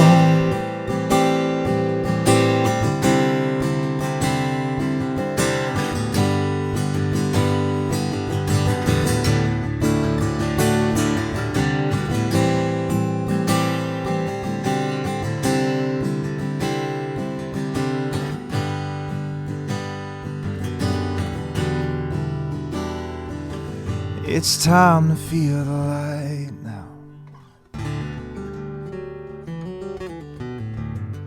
It's time to feel the light now.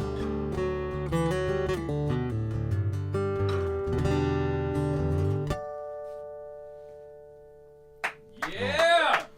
Thank you.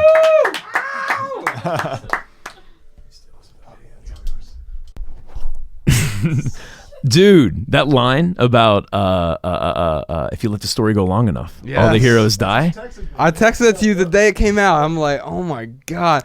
Yeah, no, I was just gonna say for me, dude, it's a reminder to live in the moment, because instead of worrying about a legacy, instead of worrying about what I'm gonna be in 20 years, dude, on a long enough timeline, I'm dead. But then there was the optimism. We were talking about the hopefulness earlier. Yeah. There's the optimism in the following line, but I'm a blank page and I'm ready to write. Absolutely. Sure. And there's just something like, we embrace the blank page, or we can be terrified by the blank page. Yeah. And there was certainly the opposite there, where it's like it's optimistic and Yeah. and there's a bright future on the blank page. God, that was Tweet great, that, dude. Sean. Thank you so much. Thank that was you. awesome. Well, thank you for the opportunity to play it, and it just means so much that that you guys let me do that. So Thanks for being a part of it. If I know you don't tour a whole lot, Yeah. and kudos to you for that, man. Oh, thanks. Man. We've learned our lesson 8 times over. one of our favorite musicians from the band Parlor Hawk. He did the lead singer of the band Parlor Hawk. It's my favorite album of all time. Is their self-titled second album. He did the soundtrack to our documentary. And just so talented. Like, his voice is an instrument. His name's Andrew, and man, he doesn't tour at all anymore, because I just I like creating. I don't like touring. But you found, it seems like a comfortable balance of both. You're out on the road right now. It's definitely I mean, I love getting to meet the people that allow me to do this for a living and that kind of stuff. But I also definitely need to take the moments to create and just to, like we were talking about before, just kind of inhale a bit and all that good stuff. And also right now I'm just in a moment of like 2017 was immense, which I don't know if this is, this may be just kind of beyond what we're recording, that kind of thing. But like 2017 was a period of growth for Canyon City, and now 2018 I'm sort of having to struggle with a moment of like saying this is enough. Like this is like I'm gonna, 'cause I found myself over the last 6 months decreasing in happiness as numbers and things were increasing, and I was like, well, why is that? Like I get to do what I absolutely love to do. Things are better than they've ever been, but I'm getting sadder and sadder. I'm treating people poorer and poorer. Is it because it's raising your expectations? Well, it was it was the fear of losing. Before this, I had nothing to lose, and then it was the fear of losing, having something to lose, and then also with everything that would happen, and be like, okay, now we have to sustain and we have to grow, and so now 2018 is really a moment where I'm like draw a line and say this is enough, and we hope, of course, you always welcome growth, but if this is where the cruising altitude, then that is 7 times what I ever would expect or hope for, and in that I'm starting to finally be able to enjoy it and not be so scared all the time. Dude, to me, this is where the idea of Home Depot being like plan B or plan C, whatever it is, like, to me, like, that's where I do use that tactic, man. Like, I feel the same way. It's like I don't get more depressed the more that the minimalists grow, but I feel the pressure. I feel the pressure of like everything I say has to be profound. Every conversation I have, especially if it's at an event or if it's like an actual like fan, I have to change their life with the conversation that and like I put all this pressure on myself to do more, and I have to remind myself like, Ryan, what you guys have been doing is what has gotten you this far, so keep doing that. And then I do remind myself, B, if it all goes to shit, Yeah. I can go be a barista. Yeah. Maybe they'll let me touch the espresso machine eventually. That's and so I think it's a very unhuman and especially un-American thing. I love America. No, like not trying to dig there, but like we all love America. I think that's pretty safe to say. There's an American mindset that you're saying. Yeah, very very American mindset, very Western mindset of like. It's funny how Western mindset is code for dumb American mindset. Right, but anyway, right. keep going. Like I don't want to piss anybody off, but an American mindset of like always building, always growing, always expanding, and then and it was sort of like the bigger it got, the harder it was to be happy because like the more I had to like, achieve to like top that, and it was the happiness was tied to topping what I did yesterday, and so I'm currently in a moment. I still don't feel like I've perfected, but I'm currently in a moment of defining like this. I'm okay here, and I'm actually okay with half of this, but and like now I can be like finally present and grateful, and awesome. And trying to get better at that. That's beautiful. Well, I hope everyone checks out your new single. I hope they check out the albums and go back to the catalog and just listen and pause when necessary. I appreciate that. All right, y'all. Let's move on to Right Here, Right Now. So where we talk about what's going on in the lives of the minimalists. The day this comes out, we are in Australia. Ryan, how about that event in Perth? Oh, my God. There was so many flies. How do you develop an accent so quickly? How do you not, man? I assimilate to cultures. Why aren't you tolerant enough? Have you tried saying bacon yet in an Australian accent? I've tried to say beer can in a Jamaican accent, and it sounds similar. No, but we already had events in Perth and Adelaide. My guess is those already. Actually, you know what? Let me pull up the tour page real quick, Ryan. So we're doing 7 events in Australia.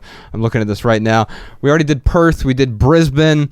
The day this comes out will be in Sydney. That's probably already sold out. At the time I'm looking at this, there's only a few tickets left anyway. So it's I think it's our biggest stop of the entire tour this year. Almost 2,000 people there. Wow. Adelaide. You are so popular. It's all you, man. It's the hair and that fake mustache you're wearing. We're going to be in Adelaide. That's probably also sold out. That's March 15th. And then Auckland. There are a few tickets left in Auckland, New Zealand. And then we're coming back to do Melbourne, as the kids are saying these days. And when I say kids, I mean Australian kids. We're going to be in Melbourne. We have 2 events there. The first one's already sold out. The second one, by the time this comes out, may or may not be sold out. You can find all the tickets for our March dates in Australia and New Zealand over at theminimalists.com. We also have a video version of this podcast coming really soon. So once we have enough Patreon supporters, so thank you to all of our Patreon supporters. Your help means a lot because it's going to allow us to do a video version of the podcast, buy all the necessary equipment. And we're in this beautiful space right now because of you, and it's sounding really crisp and clear because you're allowing us to buy the equipment we need. So if you want to check out the video version of the podcast, head on over to youtube.com/theminimalist. Also, if you want all the show notes that we always talk about, everything we talk about during the podcast Sean puts into the show notes for you. We'll send those right to your email. Just go to our website and enter your email address there at the top of theminimalists.com. Also, any new essays or anything that we write, we will put out in your inbox as well. But of course, we'll never put spam into your inbox because that stuff's disgusting. We would never sell your email address or anything like that. All right, Ryan, you got anything else for us? I do. I've got some awesome voicemail comments and tips from our listeners. Hi, my name is Kaylee from St. Paul, Minnesota. This message is for Ryan, who lost her dad to suicide a couple of years ago and recently called in. I have a feeling that she is angry about maximalists because she doesn't want her father's death to be in vain. I, too, lost my dad to suicide almost 8 years ago, and you want their death to mean something. It's so tragic that you want it to have a point. You don't want to have just lost a loved one for no reason. And so here is what you focus on.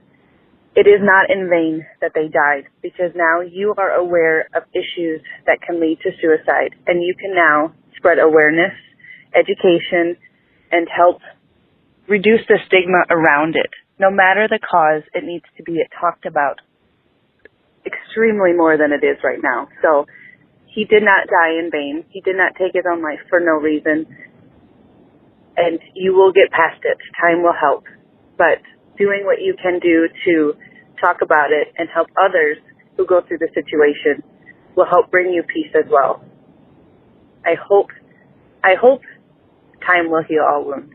You'll never forget, but it will get better, I promise. Hello, this is Megan. I am 27 from Tempe, Arizona, and I just had a comment. So I just got out of a divorce and had to move into a one-bedroom apartment. I previously lived in a 3-bedroom house with lots and lots of stuff. And when I moved, I decided I would only take the essentials with me. And so now I'm in a very empty apartment. I don't even have a couch. I've been sitting on the living room floor. But my comment was I have made a list of the things that I want to buy for the apartment, and I am waiting 2 weeks for any item that has been added to the list. And the list everything has a date on it from when it's added, so that I know that I'm waiting enough time to see if it's something that I actually need or if it's something that I can go without. Hi, my name is Astrid and I'm from Sydney. I'd like to leave a tip for Caitlin, who spoke on the emotions episode about overthinking and judging. I feel that our goals can be linked to self-judgment and shame if they are not achieved perfectly.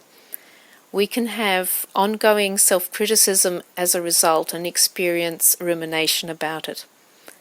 My tip is to think about what you might say to a friend who was experiencing the same difficulties. For example, if a friend was overthinking her performance about an exam and feeling stressed, would I criticize and shame them? Or, as a good friend, would I show patience, kindness, and encouragement? Caitlin might also try approaching herself as she would a friend who had this difficulty, treating herself like a friend.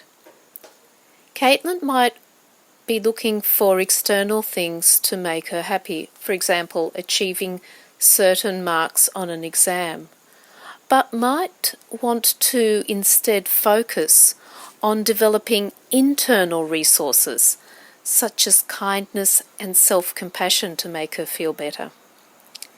Caitlin can Google self-compassion and find many activities and exercises to increase this personal resource.